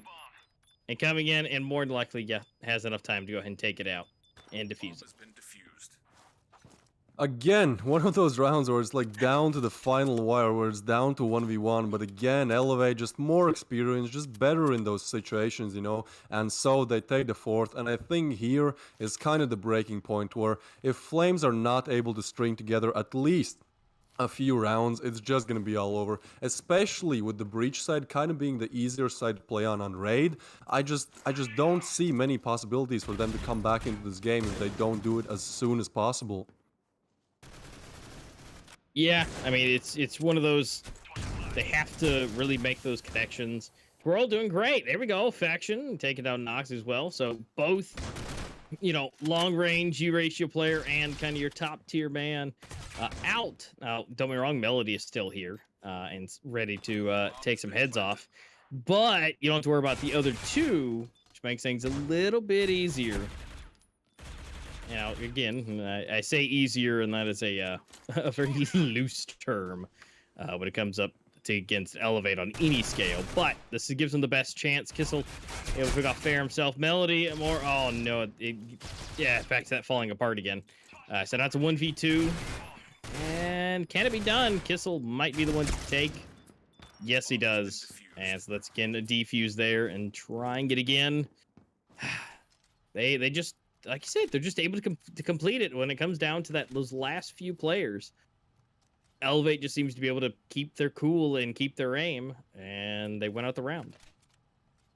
Yeah, and I think with one game under their belt, Elevate just have that confidence that Flames might not, and that just adds up. We saw how confident Elevate were in that first game of Soar when they hadn't even won anything. They were just like pushing, they were peeking angles, they were taking risks that you normally would not, but it did work out for them. And now with that one map under their belt, it's like just so hard. And Noxic, yeah, he just gets a casual triple, you know, just a casual Saturday for Noxic. Gets the quad as well, looking for the ace. Now Fair, again, picking up the Eurasia in the 1v4. I love the confidence in that. It actually does get Kissel, but now his position is known. And I'm not sure, are they really going to re-peek a sniper? They are, and somehow Ecstasy gets Fair with a pre-fire. So not really anything, not really any like way how they can find themselves back into this game. That Eurasia is going to get dropped over, so that adds a little bit more of salt to the injury. And Elevate just looking so solid, looking so good here. Here you can see Noxic almost on 110 maps here, 76% win rate, 1.43 rating, a quad kill in the last round. I mean, yeah, it's very hard for Flames to do much here. They are trying. Like, I do appreciate that they still keep trying. Even when they're down like 1-6, they still make these rounds close. They still make it competitive, which you have to respect. But Twirl, look at this, how aggressive he is. he just goes for frags. Unfortunately, doesn't find any. And now Lek is actually able to find one. So that's something. The bomb is dropped towards Boiler, but now getting picked up. And I think with that kill going down on A's site, they might rotate towards A. But Fallen Knight just so strong on that Eurasia angle there. I'm not even sure if he has went down on the Coalition side of things. He's just playing it to perfection. And yeah, one player, that being Lek, is on side, but still two players have to cross, and it's Noxic that they have the challenge on this angle. So it might be a bit hard. He is getting smoked off, but that nade and some more damage from the rifle might come in handy. Now, at least they'll be able to get the bomb plat, unless Noxic denies it. He tries to, but Lek staying strong in this round. A double kill for him. That's exactly what Flames need. And now a 3v3, and one of the biggest chances for Flames to actually get him. At night, you can't do that. You can't do that, man. Jumps over the smoke, gets the quick scope, goes for more. Lek finally takes him down. That's a 3-piece for Lek this round. Affection gets another one. So now XT left in 1v2, getting sandwich, and Lek completes the quad kill, showing that not only Noxic can go big in these rounds, and Flames getting their second most needed, very needed round on the board, but now still a long way to go for them to make it competitive. Yeah, Lek really activated on that round. That was beautiful, and you know, we've seen Affection in the past do the same. I mean, he hasn't exactly done bad today. He's been very solid, but it's nice to see that they definitely need at least, you know, two players really need to activate. You know, we saw last round it was Nox and Melody were really the ones that were standing out. So we really need two players on the side of Flames. Now, being that their, I'll say, ability is just not as seasoned as Elevate's is. So now, if they could have three players activate, I think that would probably, I would say, even out to the point of the two heavy hitters for the side of Elevate. And so if Lek, Fair, and Affection are there too, I think that would give them a really good, solid chance. But then, you know, Melody does this and, you know, making it really difficult for them. But again, there's definitely some chances. It's not, you know, over yet. Even if, you know, 70 or 97% think that might be how it's going to go. You know, but you got to still commend them. They're doing a wonderful job at, you know, staying in this match. And it's definitely going to be a great learning experience, whether they win or lose. Yeah, most definitely. Like, I love that they're keeping it competitive, but again, this just seems like Elevate's game any day of the week. Now, a 2v4. This round seems to be over. Ecstasy finds a Muri as well. So 1v4 clutch and a Dream and a KSG for Twirl. He's left alone. He has to find some frags. I believe Elevate even know that the bomb is dropped, so yeah, not even able to find much. Melody gets an assist on that Noxic kill, and that's Elevate 7 on the board, over the halfway point of winning this game. Fair, again, top of the scoreboard, but Twirl not really showing up as much as he did in that Soar game, and I mean, it shows. Like, Flames, they have to get any advantage that they can here, and you know, when one player is underperforming, it really weighs down on the total rounds they're able to get. Fallen Knight and Noxic, on the other hand, doing great, doing the usual, getting those frags. So now it's getting even harder, but I mean, with a good buy, with 1 KSG and 4 rifles is their name, I'm sure they can at least find an opening in this round. Are they able to complete it? Well, historically, not really, because Elevate are just better in those 1v2, 2v2 situations, but they are grouping up towards that mid B area where there's only 2 defenders, and Fallen Knight kind of being the rotation player checking mid as well. Oh, and he might actually catch Twirl off guard, but it's actually twirling. That's good. That's big. Right, because now he can switch out for the better rifle, which he has not, which is kind of smart, because since he's staying in that tunnels area, like, it kind of makes sense that you just want to, you know, keep playing with that KSG since it's one shot close range. And Ecstasy is actually left alone on the A-bomb side of things, so if he goes down, it might be all over, but no need for that to happen. Ecstasy gets a double, but actually Lek and Twirl, this round is just so back and forth, but somehow Flames make their way onto the A side of things, and actually a player advantage for them as well. So it would be great if they're able to actually plant the bomb and keep the retake from happening. Now, Lek finds another one. Lek has been really an influential player in these rounds that Flames actually win. Yes, the kills might not be there, but in the rounds they win, like, he gets a double, he gets a triple, in that one round he gets a quad. So Lek, really the impact player when it matters. Yeah, definitely. And honestly, I love Twirl's ability with the shot. He just hold it in the underground. I mean, that is just some of the best things to see, that he was just able to really keep onto that. And honestly, and then he was swapping out to maybe provide support, but Lek obviously being the guy showing that he doesn't really need it. And still, even where we are now, where their money, they could be buying a weapon for fair.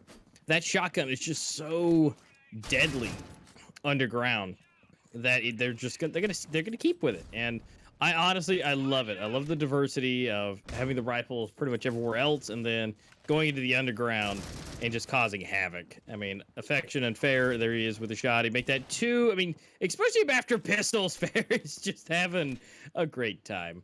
It's just a good time nonetheless. Although Noxic able to get a nice 1-tap and able to pick himself up a weapon, so making it a little bit more difficult.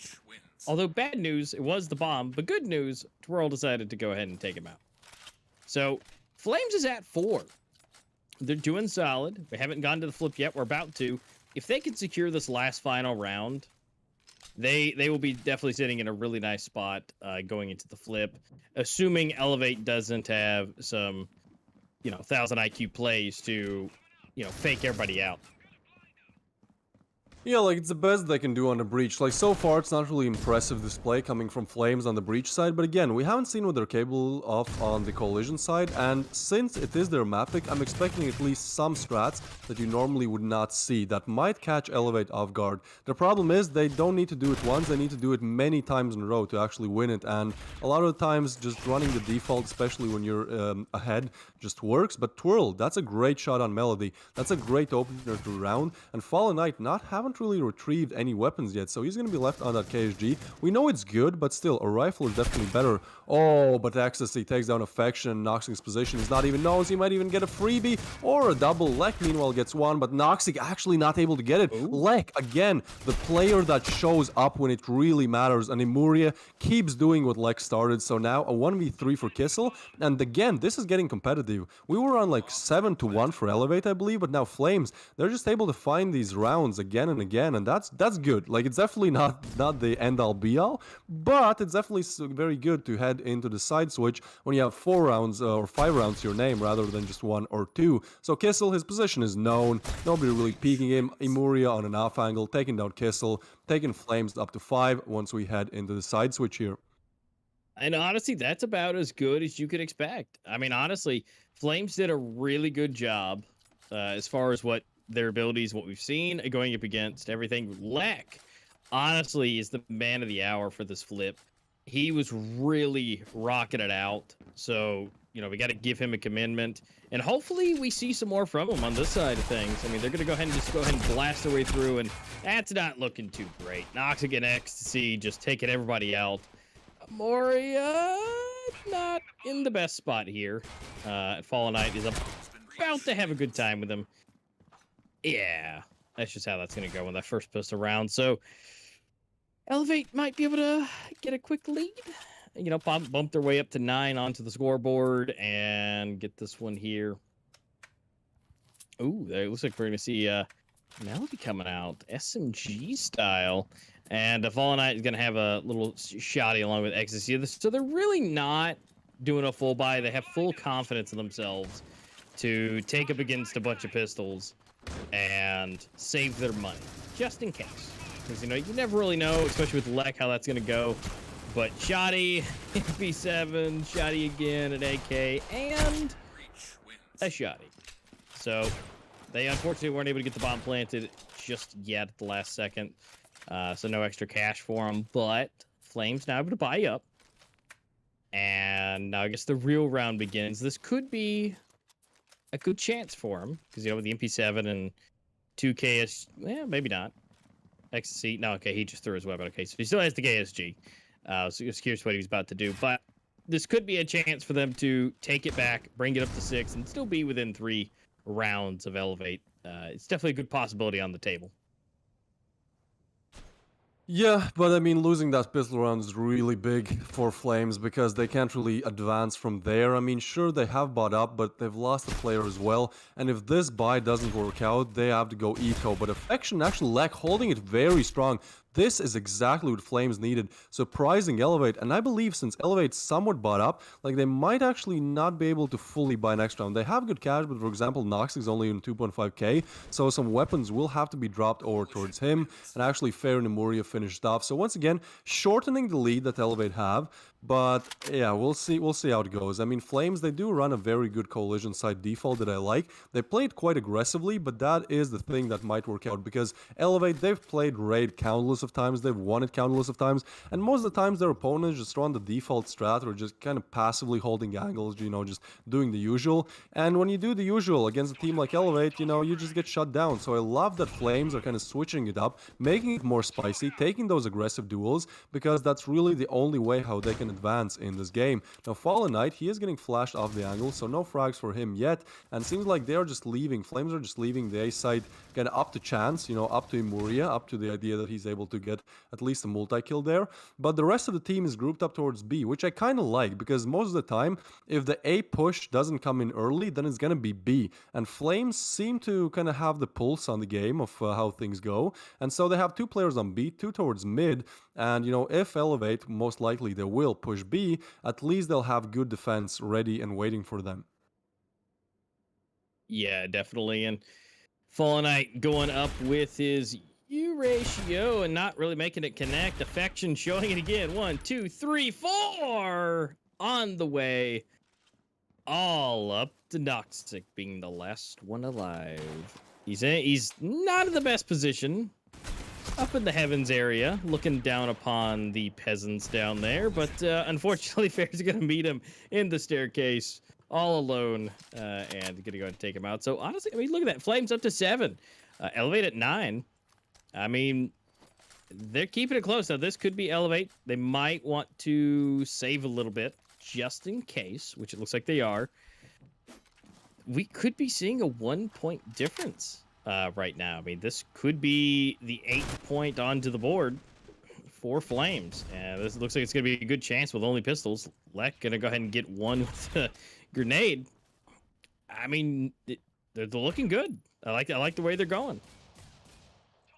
Yeah, I mean, they just keep shortening the lead, and that's exactly what Flames need, and this is what I mean by not really getting, when we haven't seen the coalition side yet, we can't really predict how the game is going to go, because Flames, they didn't really have the best breach side, let's be honest, but it seems like on the coalition side of things, they've just taken a new approach to things, a fresh approach, and it seems to be working out. Look how aggressive they are, right? Like, Affection is pretty much pushed up towards B long, and that's not really an angle you'd usually clear or just check or expect. So I love that Flames are being this aggressive, and sure, like, over-aggression can kind of not work out in your favor, but seems like so far they're doing exactly what they need to do to win this out, especially with Fair getting that 1 frag, and perhaps some more info about the whereabouts of the rest of the players. Oh, and he gets a double! Fair gets a triple in this round, that's big! So Noxic is the only one left alive with that P250. Granted, this was an eco call coming in from Elevate, so it's kind of expected for Flames to win. But yeah, the score is getting dangerously close, and this is what I mean. Like, I think Flames will get more rounds in this one than they did on Soar. On Soar, they got 8 or 9, I believe. Here, they've pretty much, like, equalized that, and there's still many rounds to go. So, yeah, even though Elevate were looking good at the start of the game, seems like here, Flames, they've found their way, they've found their stride, they've found how to counter the attacks made by Elevate on a breach side. Yeah, I definitely think so, too. I mean, they're really rocking it out. Now, this is going to be another one of those fully out, no bars, you know, being held back, but I mean, really just looking good. They're just getting blasted right now. Oria getting into a good spot, trying not to be seen, but so far 3 down on the side of Elevate. And now granted, it's a 3v2, but Melody is in a literal corner, and the corresponding teammate Fallen Knight is close by, but not close enough. Yeah, not close enough, so looking good. I mean, 2v3, the bomb is dropped. Like, there's not really much they need to do here. They just need to hold their angles and do something that actually they struggle a little bit on Soar, which is winning the gunfights. But it seems like Lex, He has Oh, found his wow. aim. He did some quick team deathmatching meanwhile while we were waiting for the second game, because that's a very good double, and that puts Flames on equal terms against Elevate. For a very long time, Elevate were in lead, but plays like this coming in from Infection where, you know, the aim is just there. Something that wasn't there on Soar has made a comeback, you know? So the fact that now Flames players are able to not only get single kills, also get multis, get triples, get quads, like that shows so much. And if they keep playing like this, I mean, they have a very real chance of not only winning Elevate, but actually having a very good round balance doing so. So seems like this time it's just a complete A-side push, and XT actually gets one on the eco, but Fair quick on the refrag, and now Twirl jumps up on the box, gets some nice damage in, but still a 2v3, no weapons retrieved. Noxic now retrieves the weapon. Oh, and that timing could have ruined Leg, but Leg, What?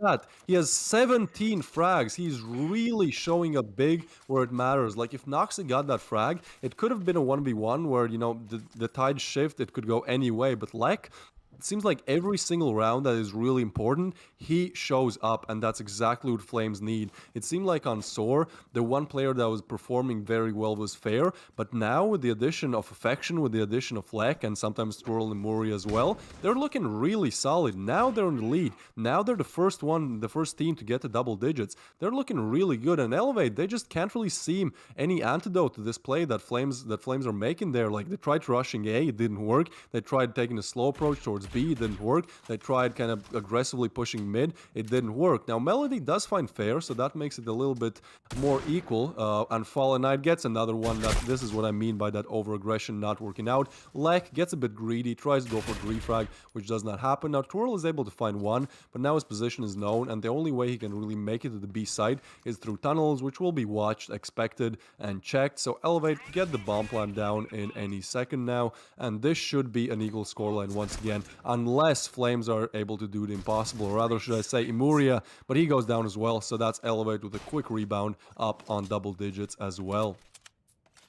Yeah, I mean, the moment we say that, you know, there is no antidote for it, but they seem to find their way through. And it really just comes down to opening it up, and really the way they were placed, they just really opened the entire middle of the map. But I mean, this is the scoreline that looks more even. You go left to right. You know, you have 18, 19, 17, 17, 14, 13, 11, 12. I mean, that is what you need to see to have a close game. And it really sets that stage up to where, you know, you can't really see, like, you know, the first row we saw 22 and 22 for Noxic ability. That is just nuts for the both of them to have that high of a score, and no one really contesting that on the side of Flames. But really now that they have everything where they want it to be as far as Elevate is concerned, this might be a little bit more difficult, but it really just depends where it goes. And it comes down to this, where Affection is getting a three-piece, although now going down, now we have Lek is easily able to do what he needs to do, but Fair getting the jump shot, headshot across the entire way and taking the lead again. Really, if Lek or Affection get a double kill at the start, it seems to be like, you know, that's what it needs to be. Once it becomes a 5v3, it should go their way.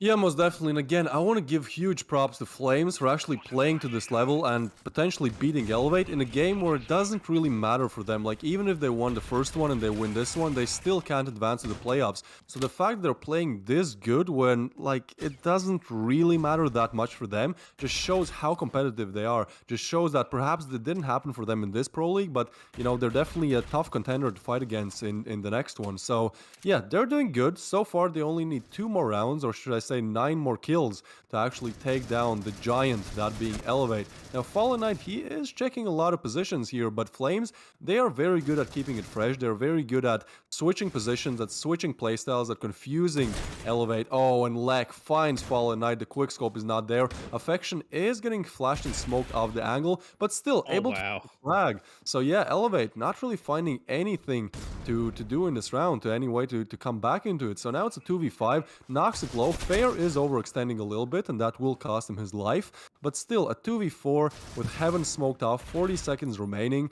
Like, Elevate can really go B here. Like, there's not enough time for them to rotate A, unless without making sound. So it seems like they'll just have to commit to B or save the weapons, which wouldn't really make that much of sense. So we'll see how they do. Melody tries to jiggle there, spots Affection, but Affection is just too good in that angle. We saw him in this exact position getting a quad earlier, and this round he has gotten a double, and I mean, he's looking for the third one. Now, Noxic does catch off Lek on kind of an off angle there, but he's still the only one left alive, and yeah, just Twirl, Affection there, coming in with a pre-fire, getting the 12th one on the board.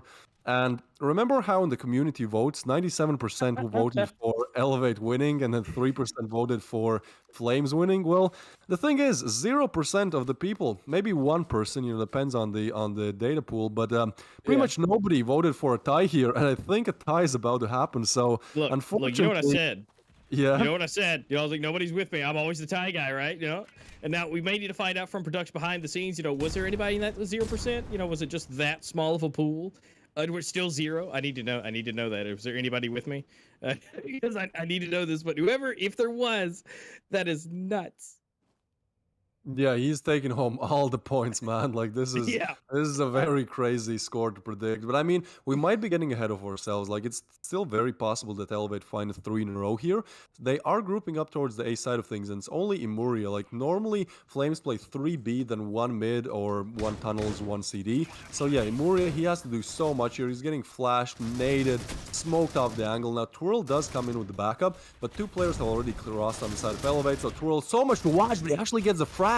There's no way they finish it out like this. This seemed like Elevate's round. There you go. Noxa gets a double. Kissel gets another one. So now the tides have shifted once again. A 2v3 in the hands of Flames. Make it a 1v3. Now, Fair, he's a very good player, but is he good enough for the 1v3 when the bomb is planted? His position will most likely be checked on an off angle nevertheless. Like, this is a very tall order for Fair here. He is moving in, and so far nobody is checking it just yet. Noxa is actually looking towards that CT direction, but I think once Fair peaks, there's a crossfire, there's 2 players checking him, there's Ecstasy checking him. Oh, and he's able to get a double. There's no way Flames win out like this. He reloads. I think he spots the last player. The time is ticking. The nade come frags in. Oh, and the nade does some damage. He shots, but Kissel on 5 HP. 5. Just 1 more bullet, half a bullet. Just a shrapnel, he would have gone down, but he does not. So Elevate stay strong. They find their 11th, and now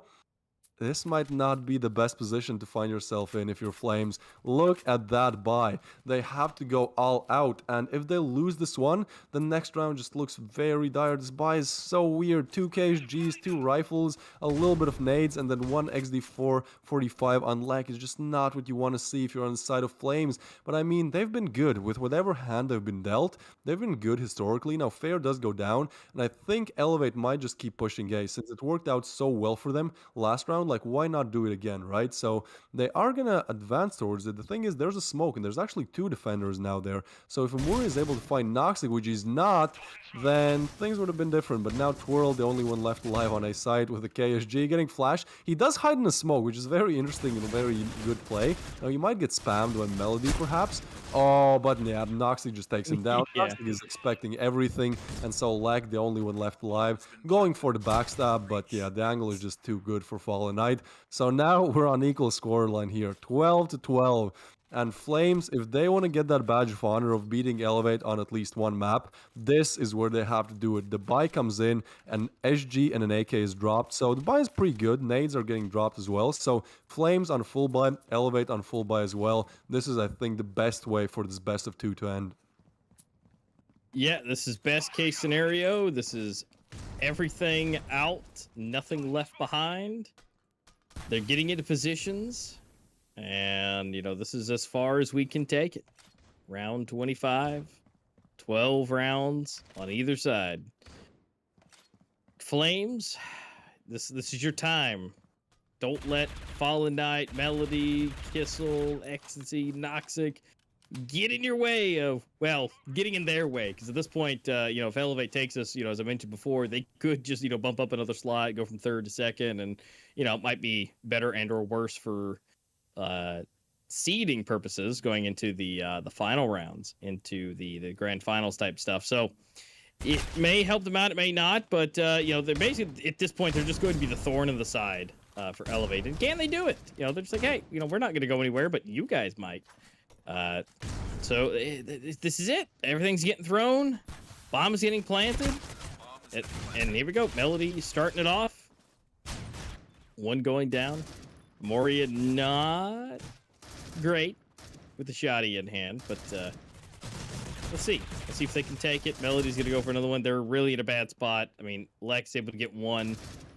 But this is not looking too good. 4v2. All right, here we go, Lek. You got this. It's all now it's Melody, so Affection needs to be able to get this, but no, Lek.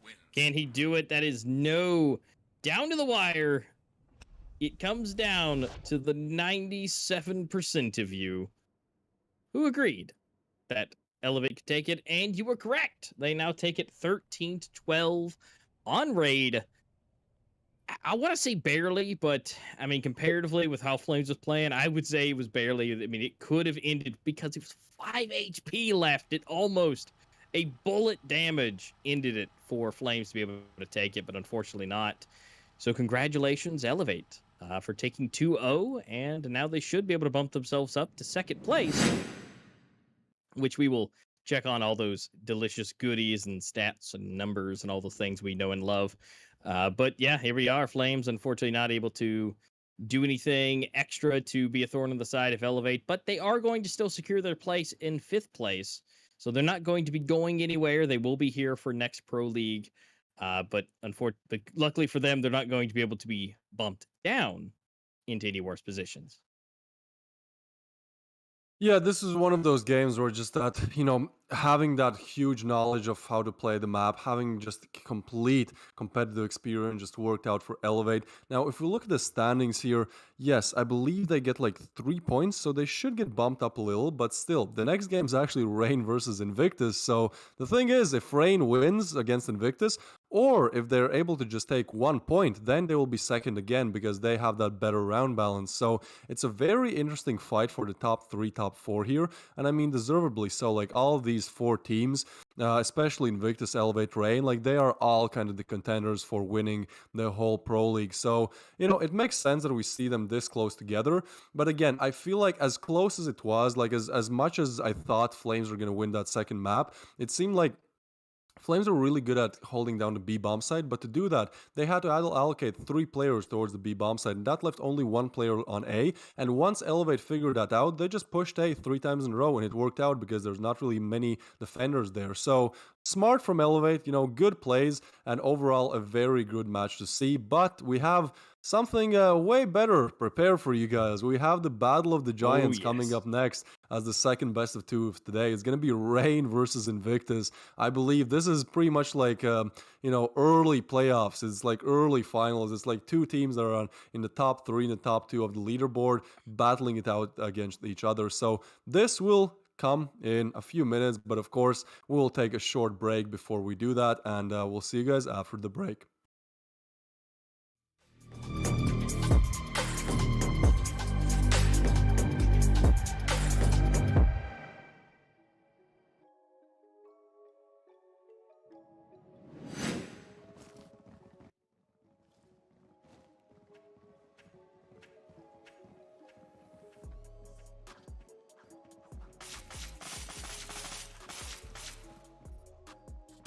Breach wins.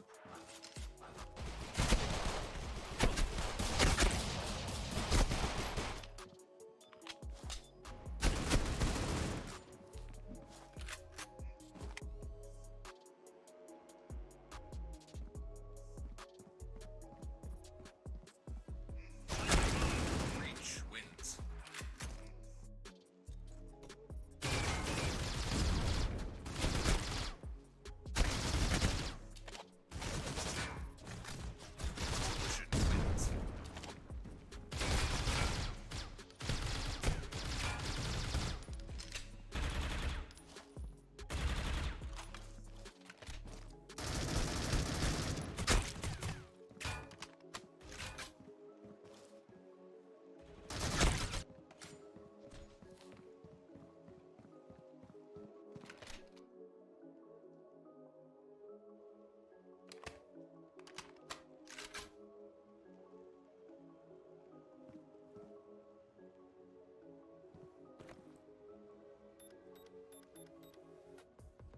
Bomb has been planted. The bomb has been planted on B.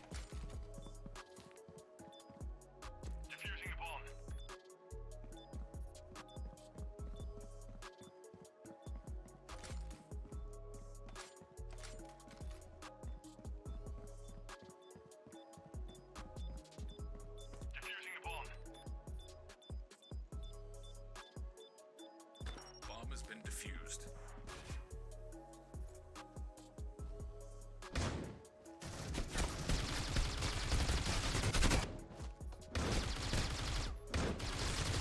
Bomb has been planted. Bomb has been planted on B.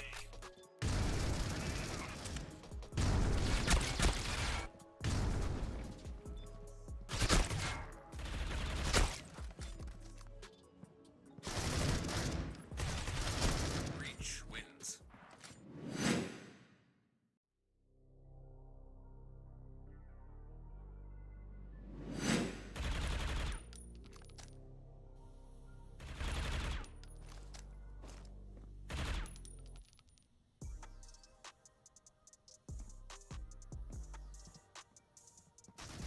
Coalition wins.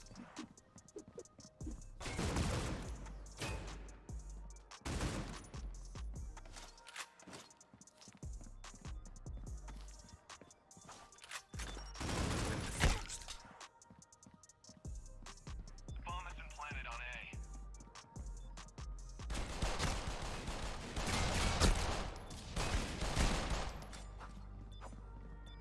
I'm defusing the bomb. Bomb has been defused.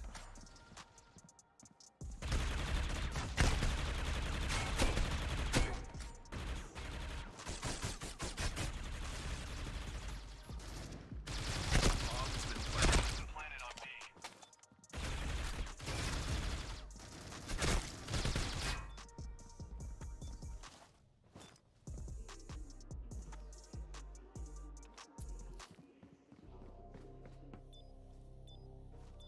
Bomb has been defused.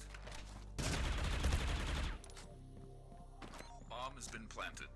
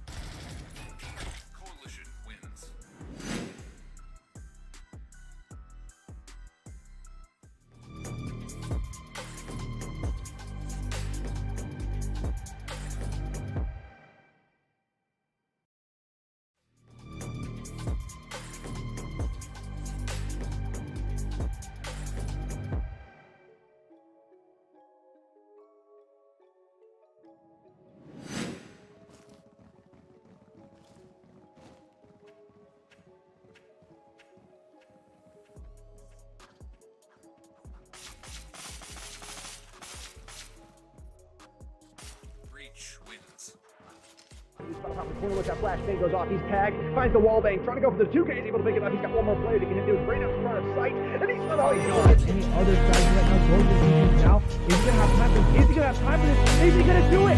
Oh my god! He does it! The ninja defuse.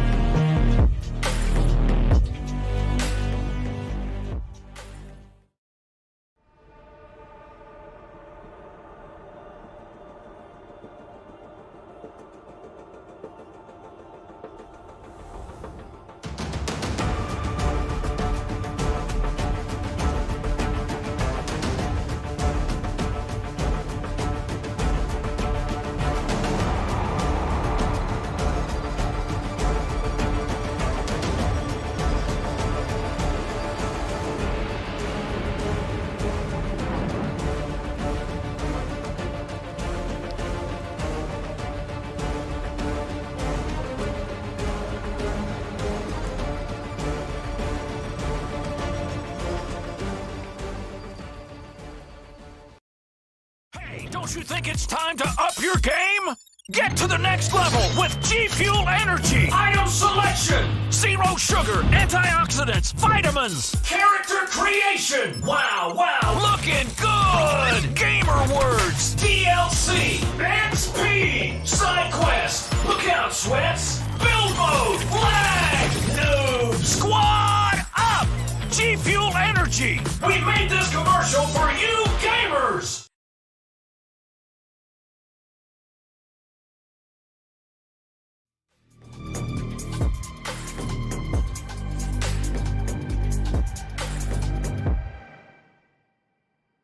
Welcome back, everyone. I'm, of course, a master, and of course, you know the guy. He's Twist over there. We are back for game number 2, which is going to be Elevate. Not Elevate. We just got to watch them. It's going to be Rain and Invictus. I have Elevate on the mind because I just took it 2-0. You guys voted, and you guys, made it your voices known, and they won. But what you can do, yet again, is be a part of the fun. That is Circuit Intermediate. Registration is now open. And so you guys can go over to Mobile Esports, check out the Circuit Intermediate section and get more info, how to sign up and do the things. Because there are $2,000 you can grab with an exclusive skin and a Circuit emblem and some credits and cases up for grabs for you and your friends or your team. If you've ever wanted to start one, this is your chance to do so and secure your place into the next Pro League. Because we do have some slots opening up after this. Now, the teams that were coming up that we're playing next, they are by no means going to be kicked out of Pro League. These are your number 1 and your number 2 slots. Invictus, Reign, they've been around for a while. They are some of the, if not the best teams in the entirety of the Eurasia region. And they're about to clash. Like you said, Twist, basically a preview into, the finals, basically. Yeah, this is going to be a fun game to watch. I mean, again, both these teams, Reign and Invictus, are the top 3 of the leaderboard. But the thing is, if Reign wins this best of 2, or even if they draw it, I believe they're able to bump up to that second place and actually overtake Elevate once again. Now, if we look at the tournament history, like Reign is definitely one of the team with the most accolades here. 20,000 total earnings. That's a lot. Like, that's a lot, especially in the Critical Ops competitive scene.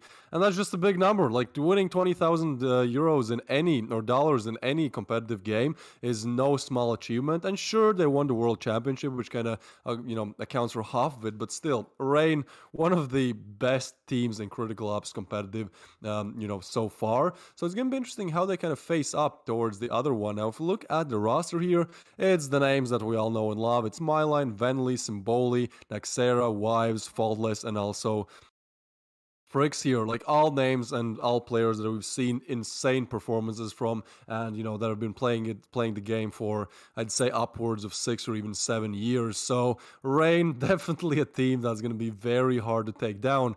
But I do believe we have a matchup where that might happen, because On the other side of things, well, we'll see what it is. First, we gotta look at the map stats though, because Rain are also topping the charts in terms of the map stats. Soar, 100% win rate. Probably not gonna see that one today, but if we look at the other maps as well, the only map where they underperform is Raid. Everything else just screams perfection almost for them. But on the other side of things, this is what I mean by a team that might actually be able to take down Rain. It's Invictus, and Invictus in this Pro League season is number one. Like, they are in the first slot, so technically, at least in terms of points, they are better than Rain, or at least equal. Now, their tournament history in terms of earnings might not be, as big as Rain's, but that does not undermine the fact that their lineup is just stacked. Their lineup is one of the most stacked lineups that you'll ever see in a Critical Ops competitive scene. If we take a look at the lineup, we can see so many familiar names, so many famous names. Adam Q, Zenite, which I believe is Vulgrant, and also Malik, Mixage, Hakim, which they actually recruited after the Worlds, I believe, and also Recurse and Jimmy. Again, all players and names that I've known for so long, and like the fact that Adam Q has 93% win rate. It's just like, okay, so if this guy plays, he on average loses every 15th map. Like, literally, this guy has 15 maps played and 1 lost. So, it's going to be hard. As good as Rain is, it's definitely going to be hard against a player who, on average, loses every 15th map. And the map stats actually look a bit better for Invictus as well. There's no map under 50. In fact, there's no map under 60% win rate. So, this is really the matchup of dreams for all Critical Ops Esports enjoyers. We have my line against Adam Q, both having insane ratings, both having insane performances. 1.64, 1.72 rating. I believe both these ratings even beat out Noxic's 1.39, which is still insane, but like the fact that Adam Q has this 93% win rate and 1.72 rating, it just begs the question, are Rain actually able to stand up for the job and actually take down Invictus? Because they would really love to get that 1 point, get that one map win, then they get that 1 point, and then they are in the second place. But if they don't, well, then they might have a little bit of a problem, because then they're third and then just a little bit harder in the playoffs.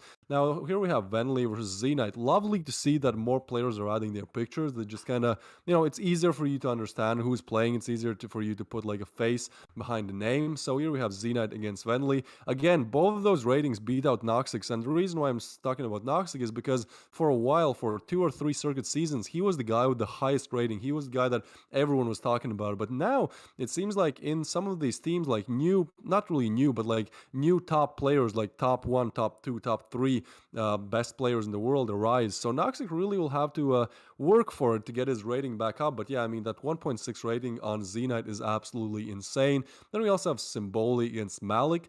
Honestly, I haven't seen that much from Malik. Like, I know he's good. Whenever I watch him, like, you can see that the skill and everything is there. But I would love to see just, his performance today, just because, like, honestly, I haven't watched that much of Malik, which makes it more interesting for me. Now, of course, on the other side of things, we have Symboli, a player with, like, a lot of accolades, a player that has historically been playing very well for different teams.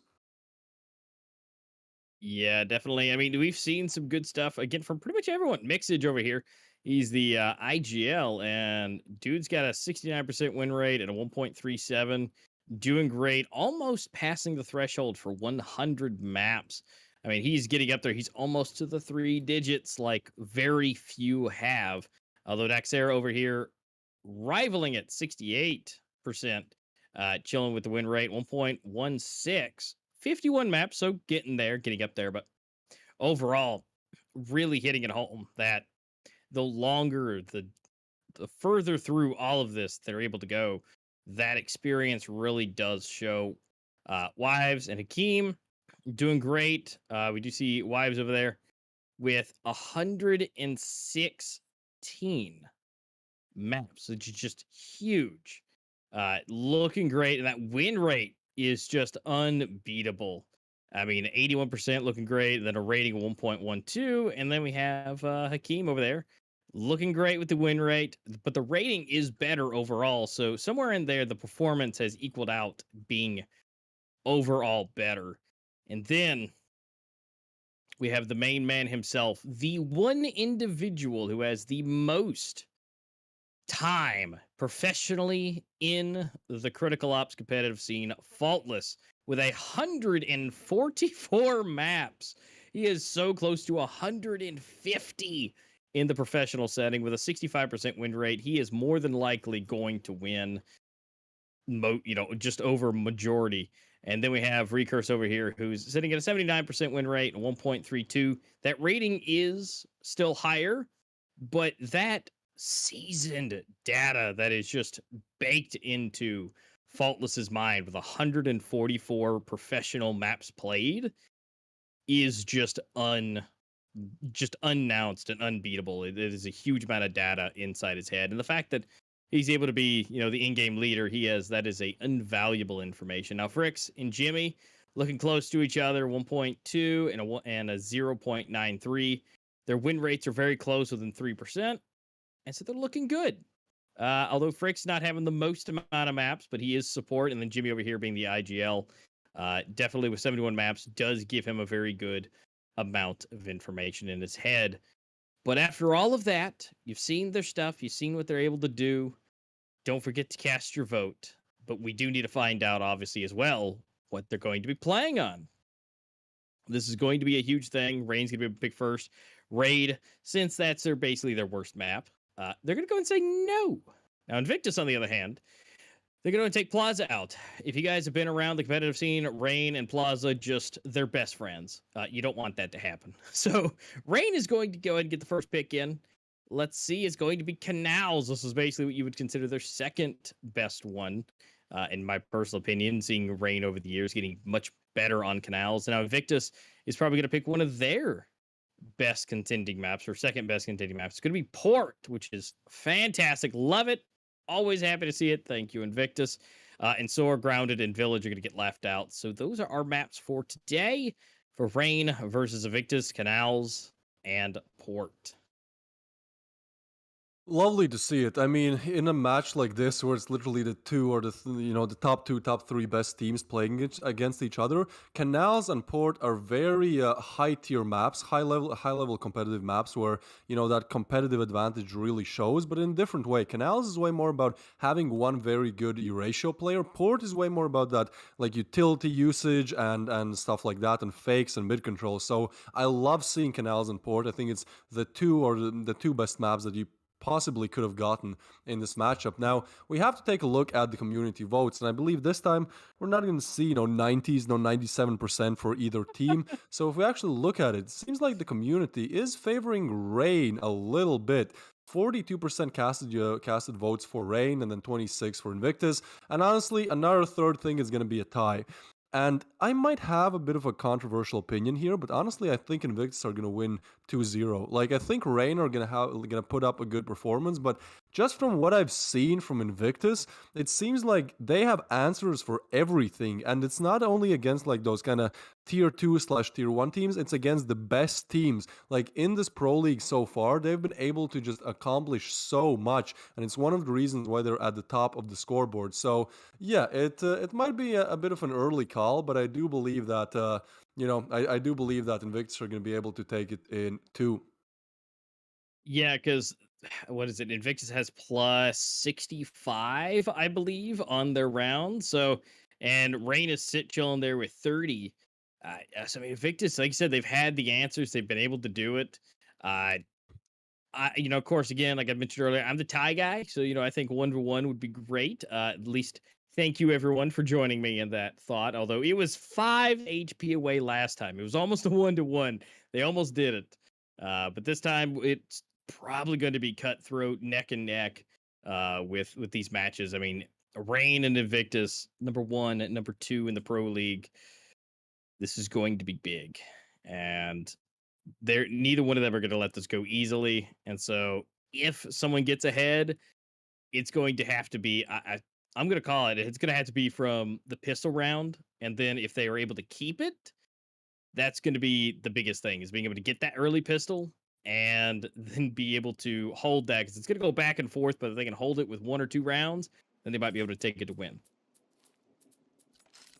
Yeah, most definitely. I mean, still, if you want to cast your votes, I believe you still have a little bit of time. Go to mobileesports.com, and from there you should be able to figure it out, or skip back, the stream a little bit, and you should be able to cast your votes. But we are getting into the knife round here, and it's close. It's down to a 1v1, and actually Rain win it out. Nexera takes down Z-Knight, so Rain will be able to pick the starting side, which honestly I don't think matters that much on Canals. Like, it's a map where it's very equally sided. Maybe it's a bit more collision sided, but it really depends on the team and the respective opponent's playstyle. So yeah, I feel like the more, not even feel like, it's kind of a fact, the more one-sided the map is, the more the knife round matters, you know, in terms of which side you pick. But if both sides are kind of equal, it's like, well, sure, we'll start on collision, sure, we'll start on breach. Seems like Rain, they will start on breach though, so we're heading into one of the most exciting best of twos in this Pro League 2 so far.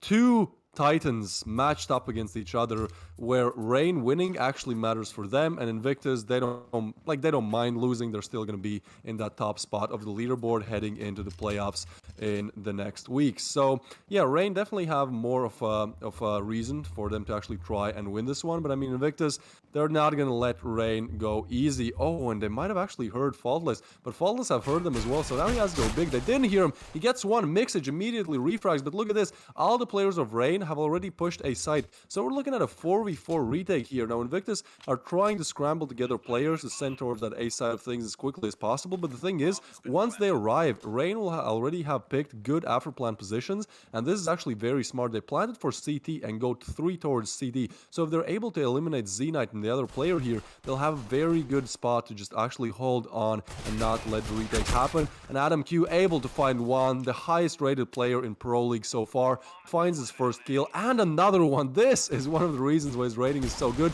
Z-Knight with another one, Hakim with an absolutely insane flick there. They're straight to the dome there, just one flick, one shot, one kill. Absolutely insane. So Invictus complete the retake in a very fresh manner. I mean, they get all 4 kills, turning a 4v4 into a 0v4. Sure, Rain get the plan, but that's just a very dominant performance coming in from Invictus, and so they find their first and possibly the second, since, you know, Rain's buy isn't really the best. Yeah, that's absolutely insane. I mean, I really thought that, you know, Faultless went down, they're going to rush up in there, get the bomb planted, and hold it down. But just Adam Q, just he himself alone made that just intolerable for Rain, and so that is going to be huge. Again, I told you the pistol rounds are more than likely going to be where the shenanigans are. And can they go ahead and take down a few? Actually, it's going to be yes. Nexera and Wives able to get 1 each, and weapons are retrieved. So it's going to make things a little bit more difficult for Invictus. So we'll have to see if that does change anything up a little bit. Wives here, just waiting to have a good time and hiding. Nobody sees him. And there he is. He creates the chaos. Adam Q and Mixage going down. It's all up to Malik. You're wanting to see the action, so this is his chance to shine. He's going for it, waiting for those shots to come through. There's one, and here we go, Faultless from the side for the headshot. So they quickly recovered the second one. They saw that, like, we didn't like how that started, so they fixed it a little bit. So we're 1-1. So let's see if Rain can take it again, or is Invictus just going to go eco here and maybe save up some extra cash just in case? I feel like we're preparing for a very, very close battle here, right? Like, I do believe both games will go double digits. And just the way how the second round goes just points to that fact. Like, the fact that Rain has deagles and are still able to find a round, it just means that even though Invictus are so good, you know, there are going to be some pitfalls, some downfalls where they're not able to get around that they should. And now they only have XD45 as their name, so Mylan is going to find an easy frag on Mixage. And Hakim, he does spot a player, but it's XD45 versus a fully armored rifle. He does break the armor, does get a headshot, but now Adam Q, and I don't think his rating will save him this time. Like, sure, he was great in the pistol, but this is a 1v5. His position is known. He was going for some flicks, for some very flashy action there, but now he's just gonna get run down from both sides. Venley passes on the info that he has crossed, and now he basically has to become a fidget spinner aimbot to actually clutch this one out, which he actually does find the kill, and 2 players are low, some more damage dealt, but Wives not able to find him, who was pretty much the only player he could have really taken down. So Rain find their second on the breach side of things here, and now Invictus able to buy up again, although Mixage and Z-Knight, look at that, even though they went full eco, they're really able to only afford M4s with Kevlar, and not even full Kevlar. So yeah, not the best of positions find yourself in if you're Invictus, but I'm sure they have something up their sleeve here. Yeah, they probably do. And I mean, the fact this is Rain's pick, they've over the years, this actually used to be, what I would consider Elevate's pick. And then, between Rain and Elevate being the former Titans clashing, Rain slowly turned up the heat and they were able to do, great. And they started eventually on a regular basis beating them out. So this is just kind of became that second runner map for them. So overall, their performance is to be expected, at least by me at this point. And so the fact that they have these answers, but again, Invictus is #1 for a reason. They've taken a 65 plus rounds at this point. So they're here. They've done it for a reason. But here we go, rocking it out. It's 2-2 on either side. We've got 3 versus 3. Rain needing to get into the A site, which as of right now is the most contested. But of course, we have the ability to see that in the overall arching views. So they're going to try and take the way they need to. Naxera showing up big here. Going to see Wives getting some sprays going on. But here we go again. Naxera being the one to clutch it up. And the Ventilate coming from the side. Almost got the bomb planted, but they're racking it up. There's 3 on the board for Rain and only 1 so far for Invictus. Yeah, Rain, so far looking good, especially after defeating Invictus in what should have been their round. I mean, that second round of things, like Rain only has deagles and Invictus have full rifles, so I think that kind of affected their mental as well. And I regret a little bit saying that Invictus will win this 2-0, but I mean, the Caster's Curse might or might not come into play. I mean, it's still very early in this first game of things, but Rain are just looking dominant. Like, look, they're just pushing through, they're finding their frags, Venly with a double, Wives with a plant as well, and there's one player towards Cafe that will be actually able to deny the bomb plant, but not really much more. Venly finds that one menace, and that's Rain for 4 in a very quick fashion. Myline flexing that sword that I do like myself. So yeah, looking very dominant here. And we look at the Canals stats here. Like, Invictus don't really have the best history on Canals. I mean, sure, they're positive. Like 65% win rate on any map would be great for any other team.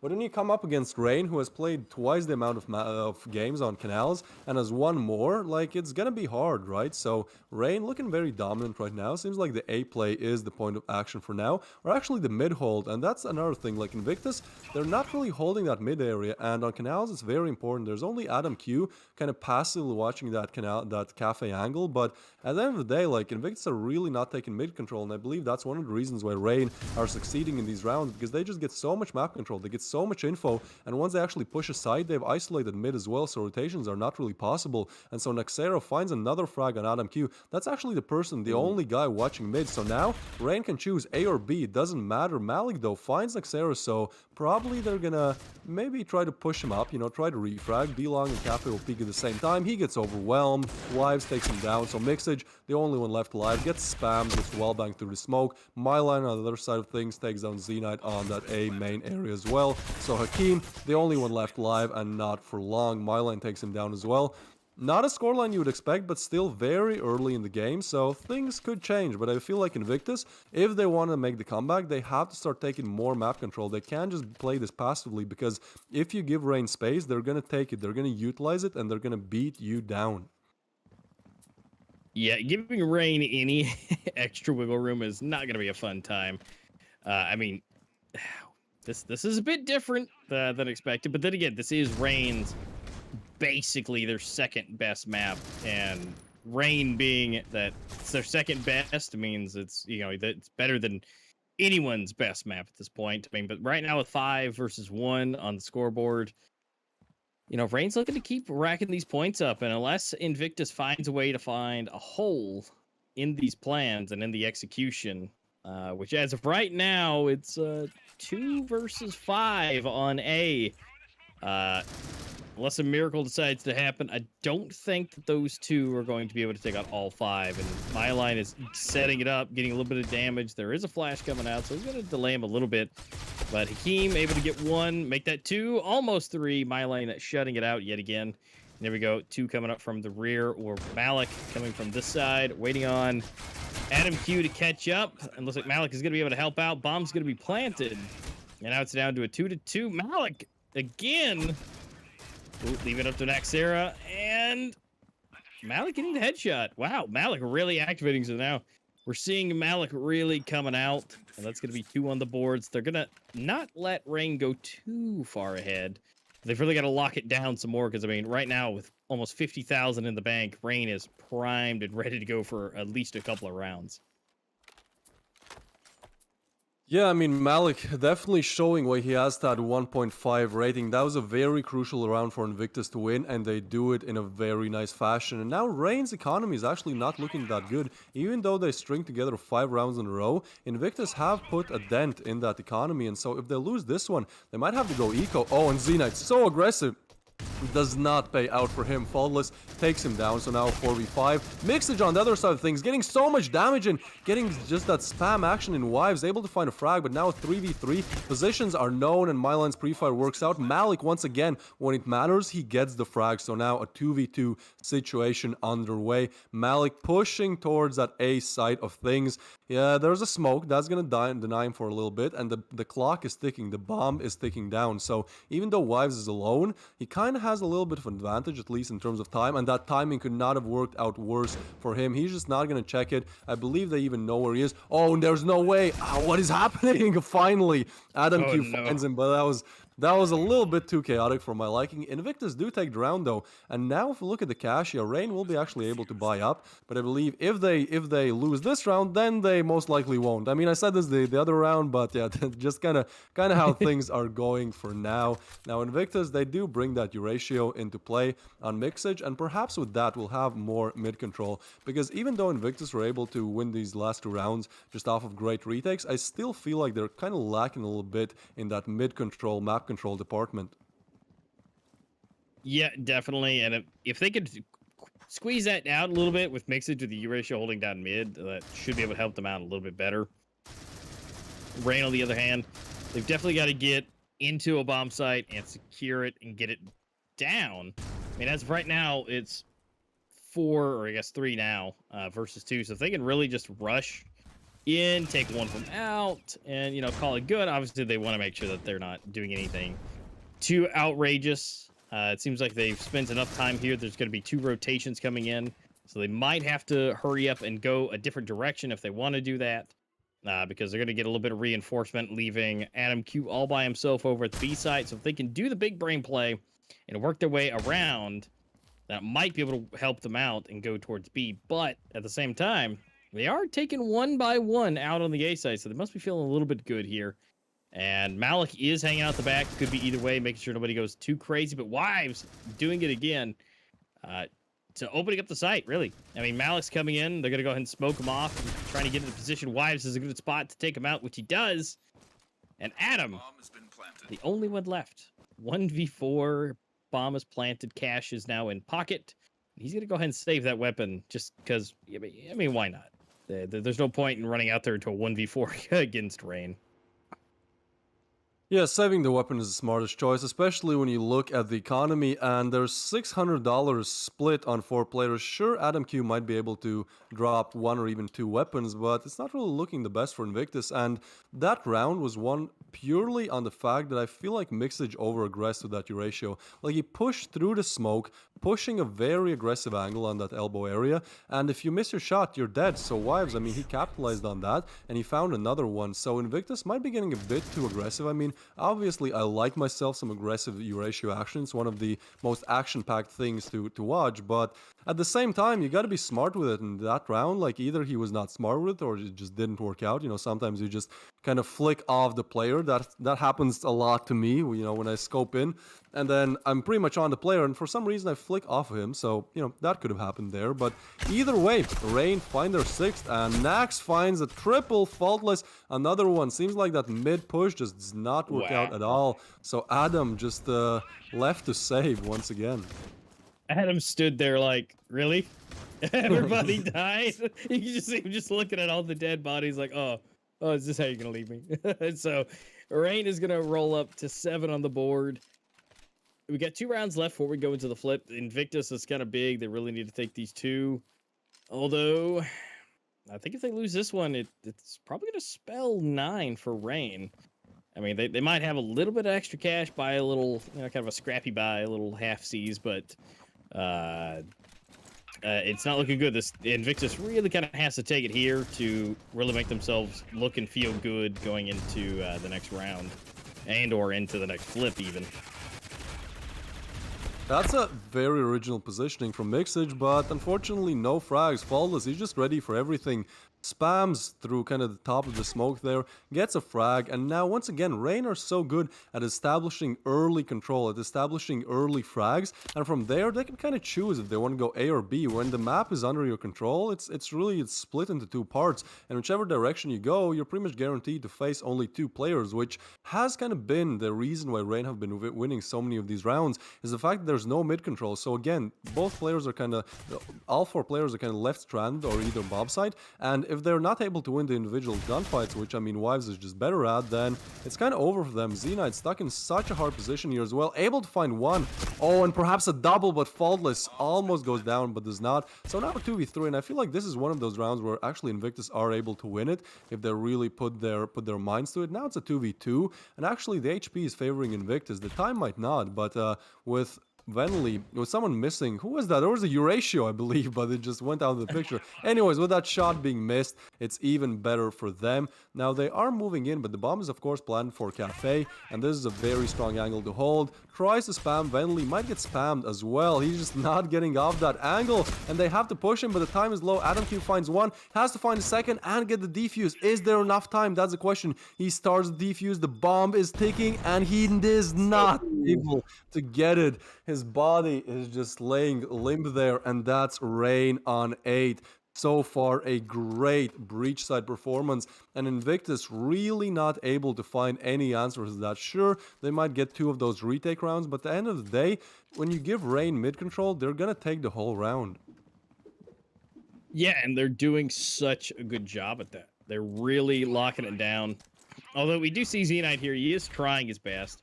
But again, you know, when you have 2, 1, and then 2 on the other side, I mean, like if they do this entire push, they may be trying to do, you know, the ultimate fake here. Although we are going to see coming up from the rear is going to be Mixage, so it does change things up a bit. They got a little aggressive with it, and one by one they're going down. If they're going to make this happen, I mean, are we going to be able to see Naxera make this? Yes, but also Malik gets a 2-piece. And so it's all up to Naxera to 1v4 this, and absolutely could, maybe, kind of, sort of, but depends how they all go up against it. I mean, if they're going one by one, it might be a little different. I mean, Naxera has the chops to be able to do it. No way! Hold on. No, not like this. I'm not sure he knows the position, but he's looking that way. But Hakim denies the 1v5 clutch of dreams. This would have tilted Invictus so much. That's just a round you cannot give away. And Hakim, due to his individual prowess and individual skill, he's able to shut it down. But that was just too close. And here you can see the round where Invictus almost won it, but just not enough time left for Adam Q to actually fully defuse it. But yeah, that round, if Naxera is able to do that, I mean, that's just instant legend status in whatever game you play. So now the pistol round is underway, and a quick push coming in from Invictus. They find one, Mixage finds 2, Myline holding long range angle with the Deagle, but actually Rain, they don't really need, you know, they don't really need to do much. They just need to stay on B site. But I feel like Invictus kind of know that, because Invictus, they're rotating towards that A bomb side of things. So the only thing that they can really do here is to perhaps, well, take the A bomb site, right? Like that seems like the smarter decision. Now, Rain is making a rotation over, so they should be able to be good for at least one. Fall is actually good for another one. No, not like this. Invictus, Malik just gets a drive-by kill there, but Myline just refrags coming in all directions. 3v5 turn 2v2. Now it's down to individual skill. Myline goes down by Adam Q, and this should be the round. Vibes is good, but is he good for the 1v2? He spots both players, but he's getting overwhelmed. Has to reload, takes cover. They know where he is, and finally Z-Knight shut it down. That was a little bit too close, but eventually it works out for Invictus. Yeah. I mean, they got to feel at least somewhat decent getting that. I mean, that almost could have broke them with Naxera almost doing that 1v4 clutch. I mean, that was huge, and huge, I think, hit to their mental play. It's huge. I think it might cause them a little bit as far as where they need to go, what they need to do. They're still down by a few rounds on the board, so Rain, they're gonna go a little bit of eco here just to save up a little bit more. But then again, that doesn't mean they can't do this. I mean, with some of these deagles, it could be a little different. Unless Mixes wants to just go ahead and take everybody out. Up to him, right? You know, I could just absolutely do that, but then we're gonna have Z-Knight come over here and save the day. And last but not least, Wives. He's gonna come in here.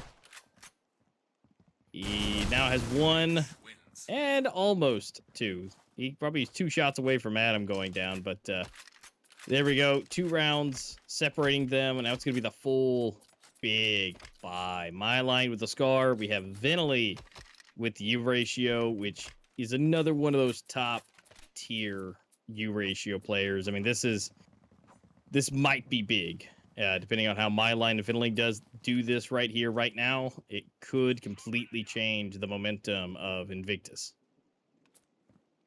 Yeah, Invictus are doing really well on the breach side. Now, we are getting into the first rifle round, so this is where it actually matters, but it's very good that they actually win the round after the pistol, because that was not the case at the start of this game. And now we can see how kind of Rain approaches this mid. And see, this is what I mean by mid control. Like, sure, Venley is kind of watching it from far away, but he's still taking aggressive risks, and even if he didn't get that frag, he would have gotten at least some info. So, Rain early on are establishing mid presence that Invictus lacked. Now, it's down to a 4v4, and with the bomb being dropped, I do feel like they have to kind of go B from B long and Cafe, since those 2 B long players are already too far committed to really make a rotation here. Sure, there's still a minute left, but I do believe we're going to see a B side push. Now, Invictus are doing a good job of kind of faking that it's still A, so 2 players still remain on the other side of things. And honestly, I'm not sure what Invictus are doing. It seems like they're committing to both bomb sides, but that doesn't really work out because Hakim goes down, Malik goes down, and now, sure, Z-Knight might get a frag, but the time is ticking, and Adam actually finds another one. Okay, this is big, but my line, yeah, from that Cafe angle is just too hard to counter, and Adam isn't even checking it, so it's a 1v3 now for Z-Knight. Now, we know he's good, but there's only 20-something seconds left on the clock. He's alone, he doesn't have the bomb, so this screams a save call, especially if you look at the money. Saving anything that you can, even utility, to bring over towards the next round would really help Invictus out here a lot.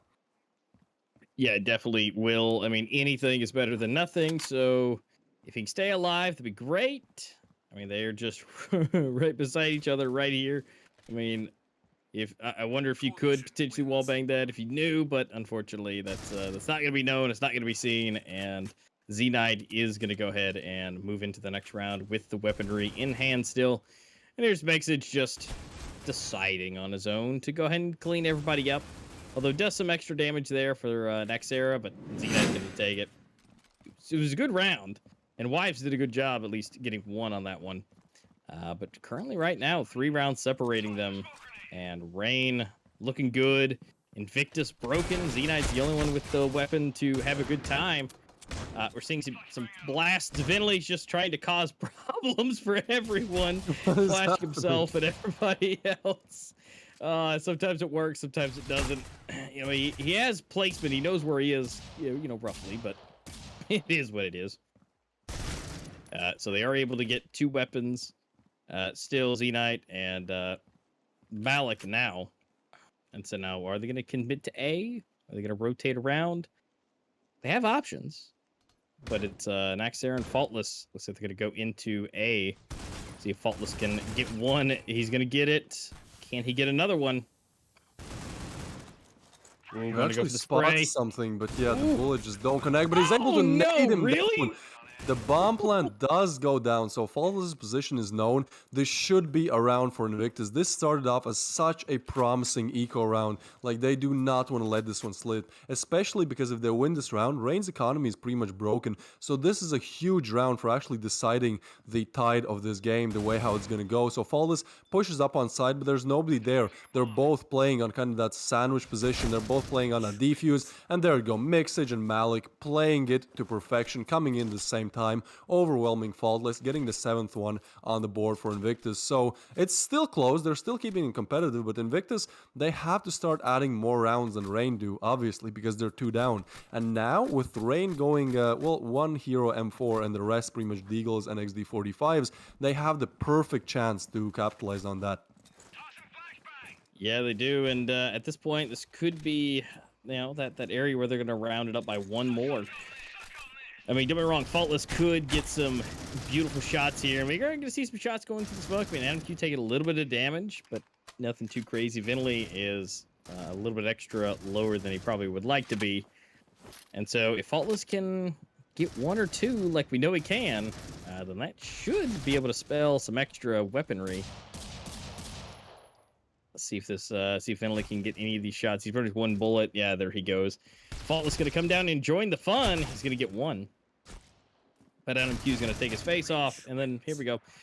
My line is good for one, but not another. And so now they're going to round it up to only one round, separating them 9-8. Rain's still in the lead. Now here's some of those previous encounters across the board. Invictus has won more of the time, but in Circuit Season 4 Main 2, when they did win for Rain, they won with a clean slate. So as we've moved through the timeline, Rain kind of got a little bit better at it, but that's not to say that Invictus can't still take it.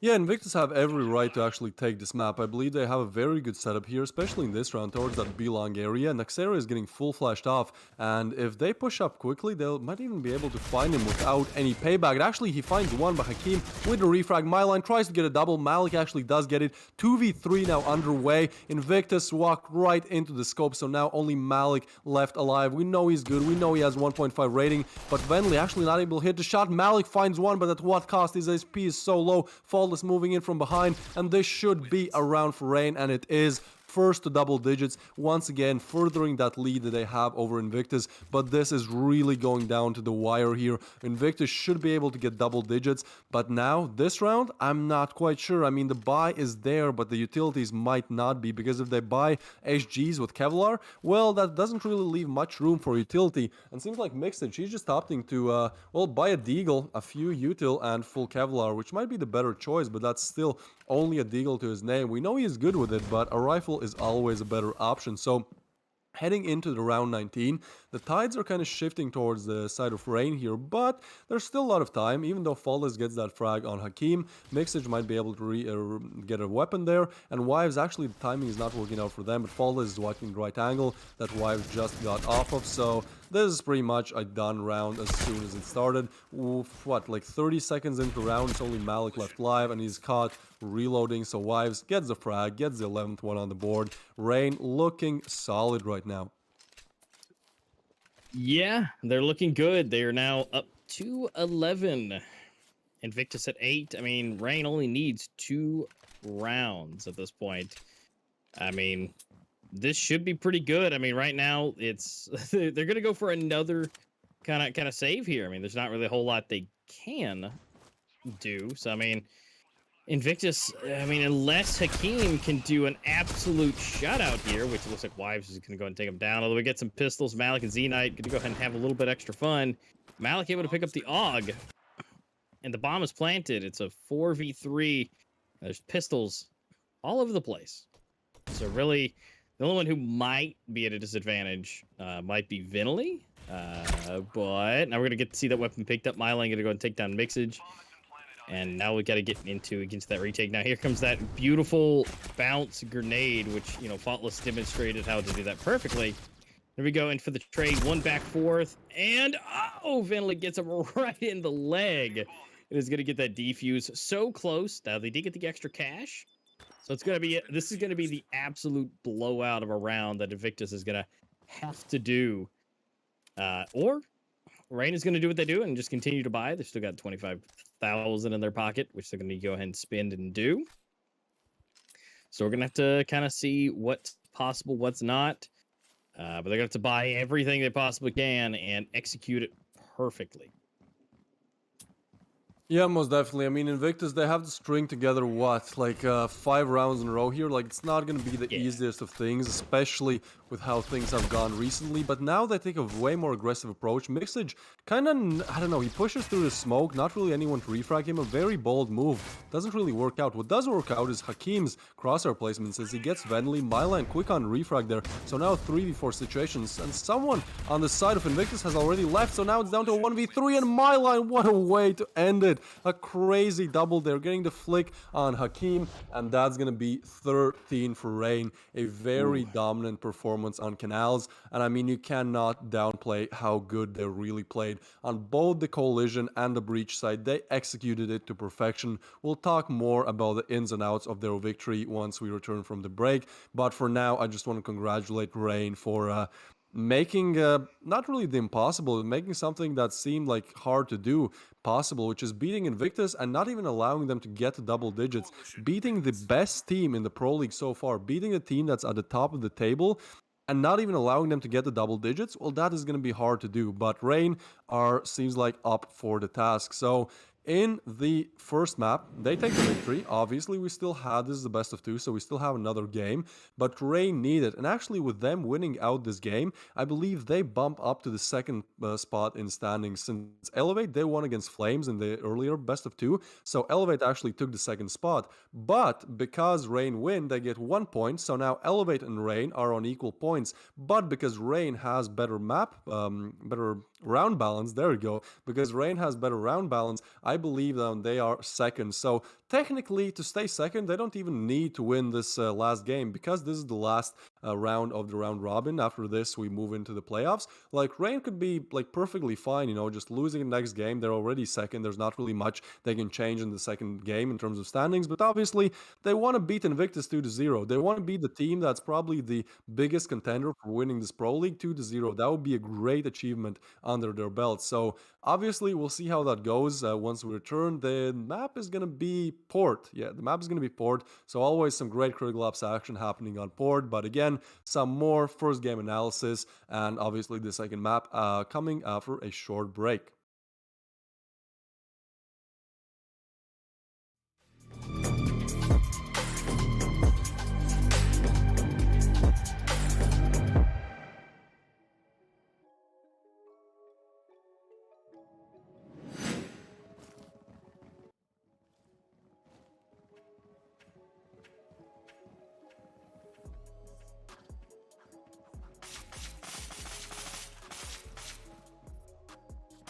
Breach wins.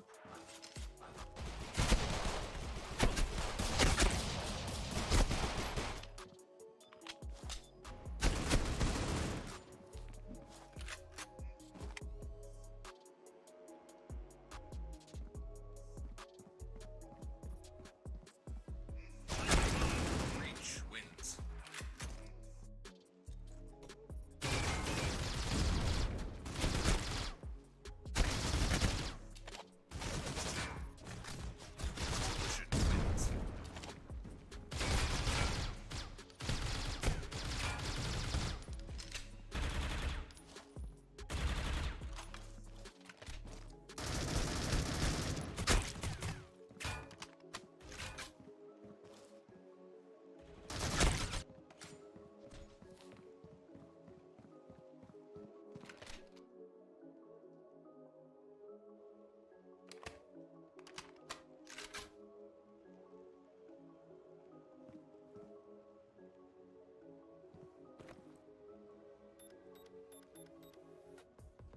Bomb has been planted. The bomb has been planted on B. Defusing the bomb.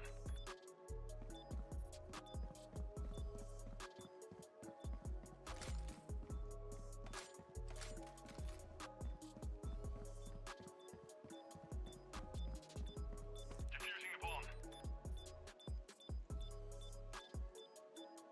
Bomb has been defused.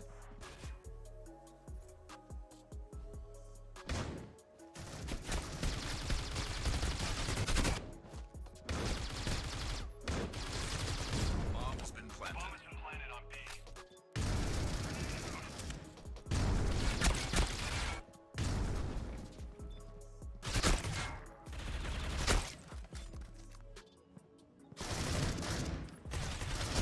Breach wins.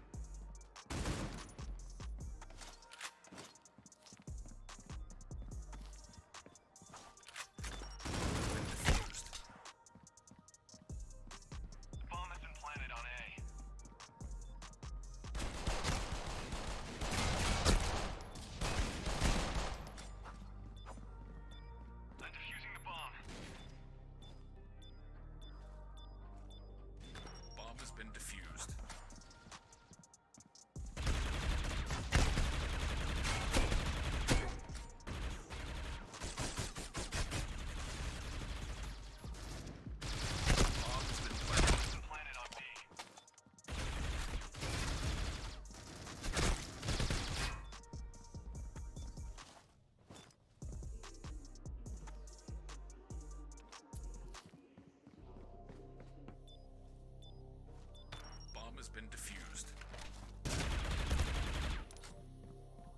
Bomb has been planted.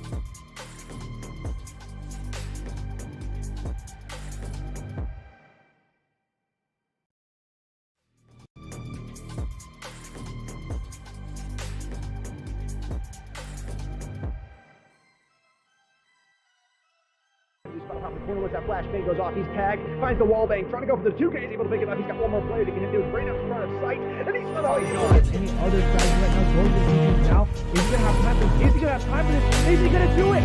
Oh my God! He does it. The ninja defuse.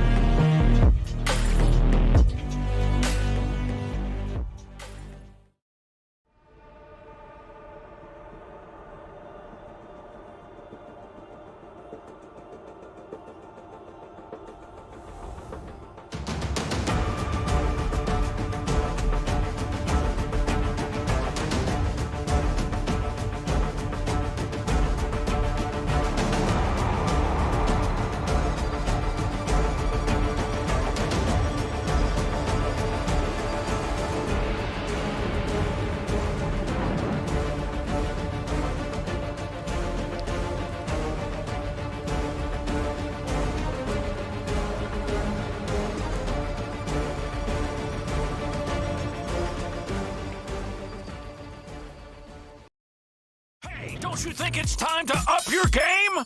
Get to the next level with G Fuel Energy. Item selection. Zero sugar, antioxidants, vitamins. Character creation. Wow, looking good. Gamer words. DLC. XP. Side quest. Look out, sweats. Build mode. Lag. Noob. Squad up. G Fuel Energy. We made this commercial for you gamers.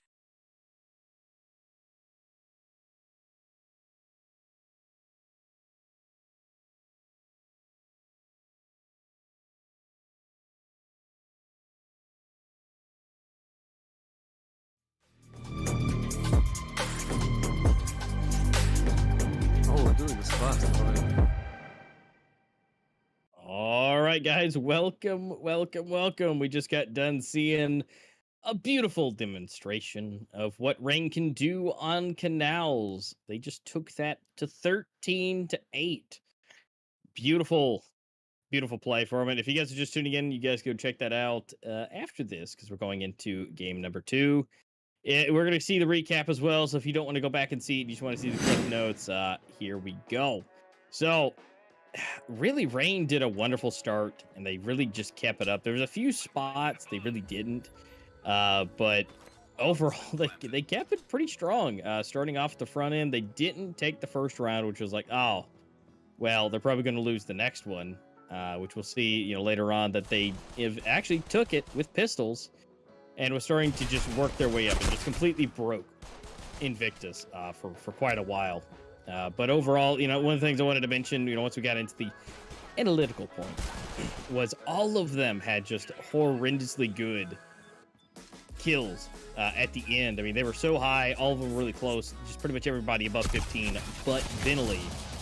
But he was your sniper, so he was the guy in the back. He was taking everybody out from long range. So he was doing what he was supposed to do. But everybody else was so high and so even. It's no surprise that they took it the way they did.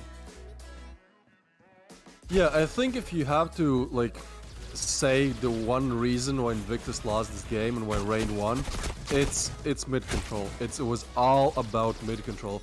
Starting off on the coalition side, Invictus were just not able to take mid control to the level that they needed, and because of that, because they had like one passive guy watching mid, watching Cafe, not even mid, just watching Cafe from that CT area, Rain were just able to establish early map presence, early map control on the breach side of things, and once you have mid control, it's like the A and B bomb site are just split in two. So like if you have mid, you can decide if you want to go A, if you want to go B, and whichever side you choose, you're probably gonna find like 2 or 3 players there, which they're gonna get overwhelmed, you know, when 5 players push in. So that's why mid control is so important on Canals, and I feel like Invictus just didn't live up to kind of doing what they should have.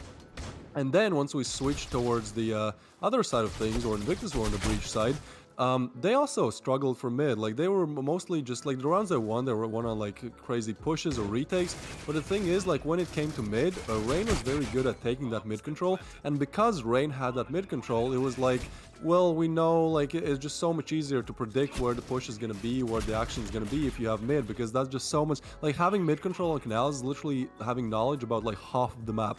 That is invaluable. So yeah, I feel like the reason why Invictus lost on this one is mid control. I mean, Rain, they have historically been so good on Canals, so it makes sense that, you know, they knew how important it is. But at the same time, I feel like, you know, Invictus, I don't want to downplay them. Like, again, they're on the top of the leaderboard, so it's like, well, I don't know, maybe it was just a different approach to Canals that didn't work out. Like, I'm sure that they thought about mid control and just decided not to do it, rather than just being kind of unconsciously, like, not being aware of it. But whichever way it went, like, I feel like, you know, not having that mid control on the collision side and not taking control of it on the breach kind of lost them the game. So that's not to take away from Rain, you know, the fact that they were still able to do everything that they needed to actually win it out. But yeah, I feel like this could have been the biggest reason for Invictus' loss. Now, granted, it's not the end. We're gonna move on towards Port in the second leg of the best of 2, and I feel like, again, okay, on Port actually mid is very important as well, but we'll see kind of how it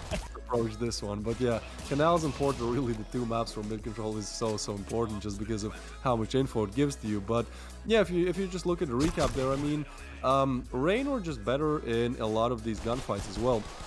Another thing they were really good at is just refragging. Like, every time someone on Rain's side went down, there was a refrag. And I feel like on Victus' side, it lacked a little bit. It showed very strong in that last round of things, where I believe it was Mixage who pushed through the smoke.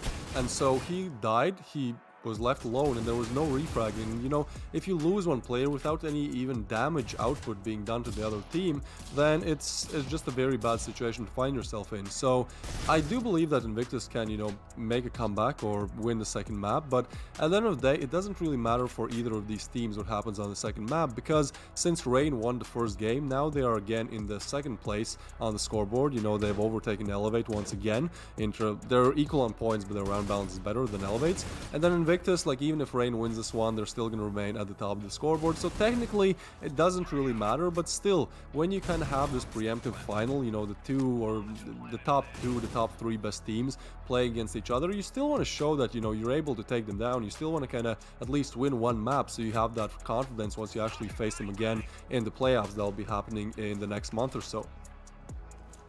Yeah, definitely. This is kind of that pre-training at this point. Now that they've played against each other, they're able to devise strategies at this point to maybe go back to the streams and see where they went wrong, which I agree. There's no one ever to retake a kill. So that was really the biggest pitfall, is when 1 or 2 went down, there was just nobody else.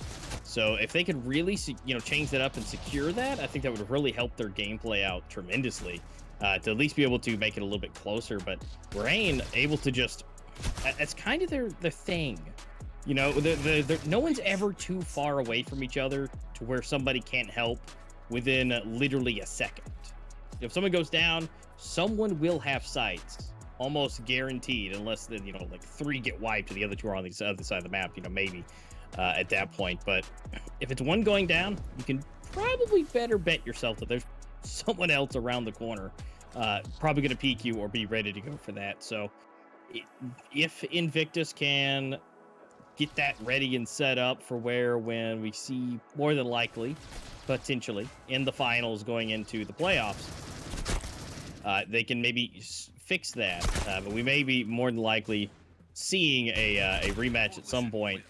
So they definitely do need to pick that back up. I mean, Rain executed that just pretty much perfectly. And the fact they were able to do 13-8 against Invictus, you're number 1.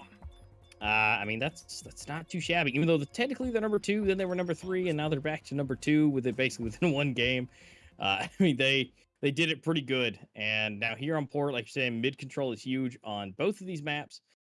But Port definitely opens up some variety and availability to be able to help out from other sides of the map, throw stuff over the containers, and be able to bounce stuff off and show and help from different places. So Rain should be pretty good at that. If they're already able to do mid control already on Canals, they've definitely well seasoned on the area of Port. But so is Invictus, so they've definitely going to find out whose skill and predictions and abilities are going to reign victory here. But for you guys, we do have those spots opening up at the bottom for the 8th and 7th place, which will be 1st and 2nd place of circuit. And 3rd place in circuit will be able to go up against position number 6 to find out if they're going to be able to take it or if that team will be able to stay in. Registration is open. You guys can go over to mobileesports.org, over to the circuit intermediate section to get more information and figure out how to sign up. Of course, the link will be in the description as well. So go ahead and check that out for the $2,000 exclusive skin, circuit emblem, and credits and cases up for grabs. Now, obviously, there'll still be some more stuff for other teams who are working their way down in different positions, wherever you place yourself in circuit. But again, you have a chance to be here because there are slots up for grabs. There's 3 slots. One you got to play for, but there's 3 slots open. So go ahead and join us. We would love to talk over your amazing gameplay and just to see what everybody has and who's going to be in the next Pro League.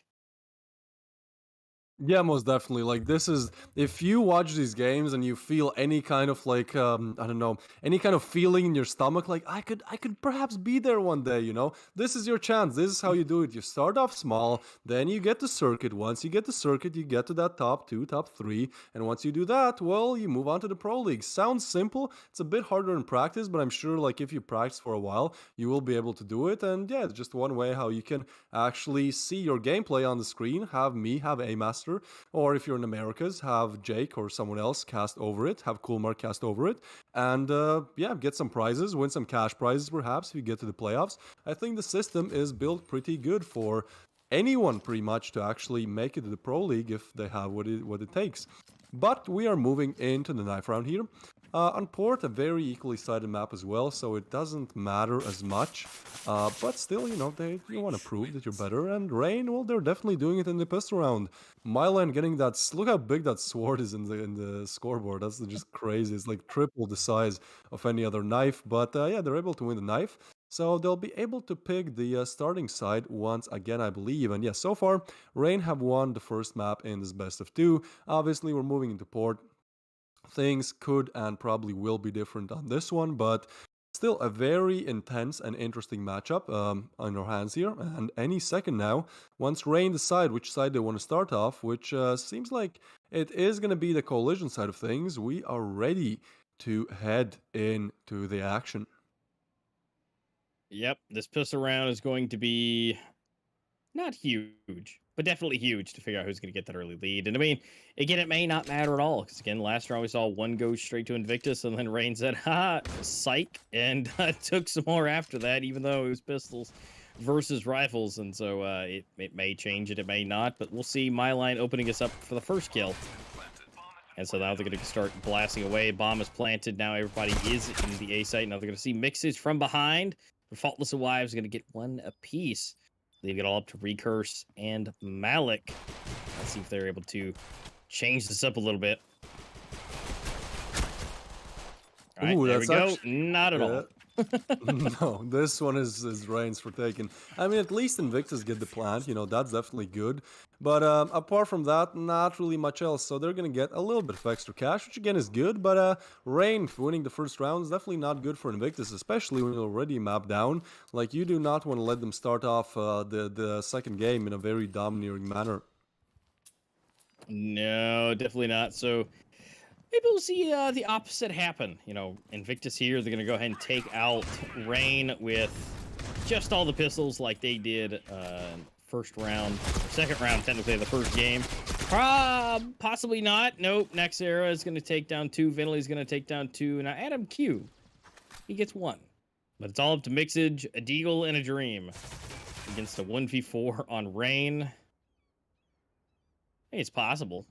If he gets some, basically auto headshot, 360 no scopes, maybe he can, but he's definitely going to make sure he doesn't, he did spend some money on that Deagle, so he wants to make sure he's not gonna lose it. He's gonna use that sloped concrete to help him out a little bit, and he gets 2 taps, but Myline gets the singular tap on his head, and they do go down. Ring taking the early 2-0 lead. And now, are we gonna see Invictus buy up, or are they gonna go pistols for another round?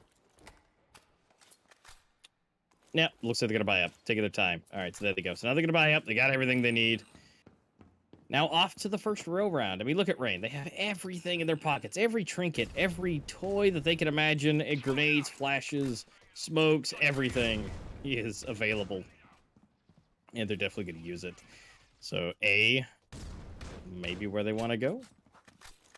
They're taking their time. And again, you mentioned mid control there, Twist, so they are all in mid. And now they're going to go back and forth 1 for 1. And Adam gets them out of the air. Ooh. It's all to wires. And he does find 1, so now a 1v3 turned into a 1v2, and the thing is, Adam is low as well. This would be a great round for Rain to win, a great way to just further put a dent into that Invictus mentality, because it's already not the best. It's already not the best, especially after losing the first 2 rounds. And now, if Wives is able to do pretty much the impossible, well, Invictus are going to be on a very, very bad spot, at least mentally. So I think his position is known. Now Adam is low, so perhaps even 1 or 2 bullets in a spam here could mean his demise. But the thing is, Invictus' positioning is just too good here. There's a Craw, but okay, it's 1, but Malik does finally finish him off. So Invictus are going to find their first one on the board here. And if we look at the port statistics so far, again, Rain are in lead here. This time they have pretty much a similar amount of maps played, but I mean, yeah, and Rain is just 17% in the lead here. So everything is screaming towards the Rain's victory on this map. But I think Invictus still will have at least something to say about it. And I believe if they start shouting, well, they might actually get the victory. Yeah, and I mean, they're rocking their ways. They're trying to get in here. Now they're going to get into the bomb site. Bomb is going to go down. So again, they're consistently getting that plant at this point. So that's good. So that's extra money. That'll help them stay in longer. Now, if Frank can prevent those plants, that would be probably a little bit better. But we're going to see maybe some sprays, maybe some ankle shots from my line, maybe not. But so far they've only had Mixage gone out, and now they're all inside the bomb site. They'll be able to hold it down. Malik able to even the playing field a little bit. Let's see. They're going to punch their way in. Malik's going to go ahead and punch back with a 3-piece, making it look easy. Now they're tied, 2-2. Now Rain is kind of on the fence here. Do they buy up or do they go pistols again?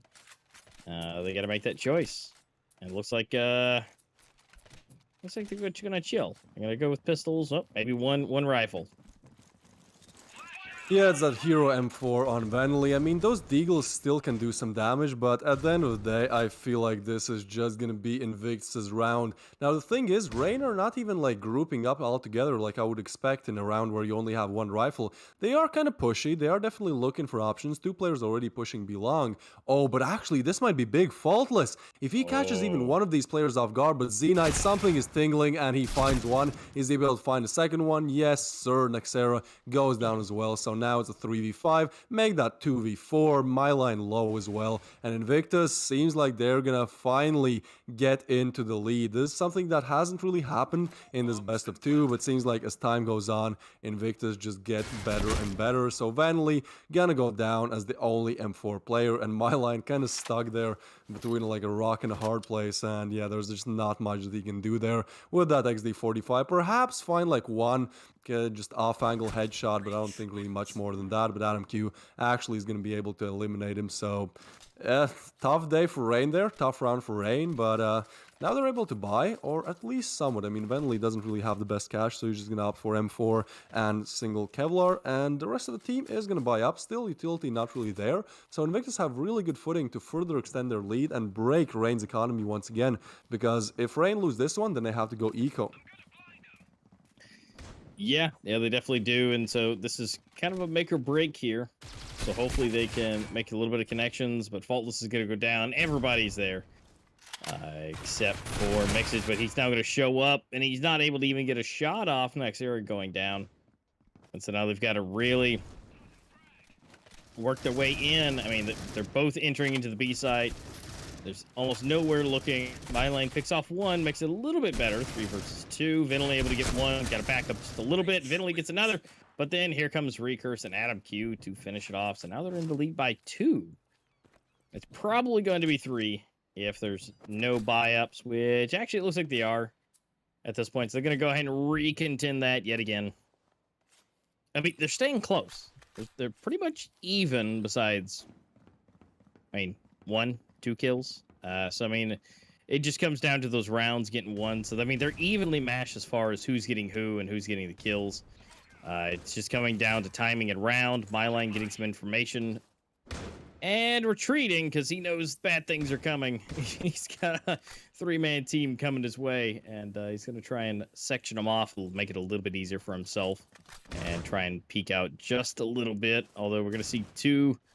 Oh, they're fully flashed. Adam Q is going to be able to get, not both. Malik able to get 1, same for Mixage.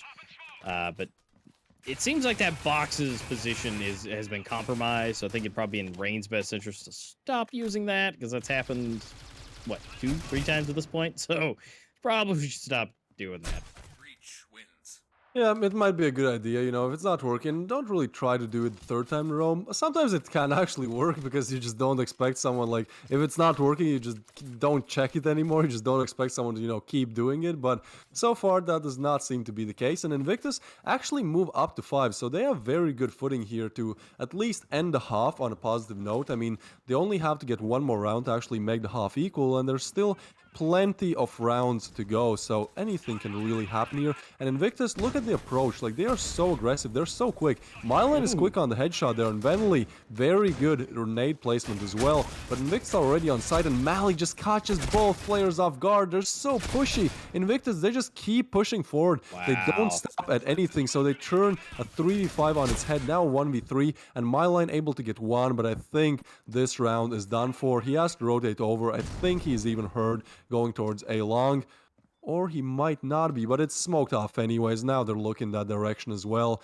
So, I mean, his only option, either push through the smoke and insta-die, or go through the window and have to check like 7 different angles, all contradicting each other at the same time. So, yeah, not really the best options, not really the best cards you can play in this situation. I think Mylane is just gonna hold angles and perhaps look for some exit frags, but I love to see this from Invictus. Like, they have completely switched up their playstyle. On Canals, I feel like they were a little bit too passive, and especially with them not taking mid control, it just kind of left them kind of scrambling for kills for a minute, and then for the next minute kind of just, you know, panicking and throwing something together that didn't work. So it's great to see that Invictus are able to adapt and rebound this quickly, and I do believe that this quick playstyle really works out for them, especially because Port is one of those maps where A and B bomb site takes so long to rotate over from. So on the Coalition side, it just takes you a lot of time, right? So it's smart for them to push in all together because they're already on site and the help has not even arrived yet. So I love seeing this from Invictus, and it definitely shows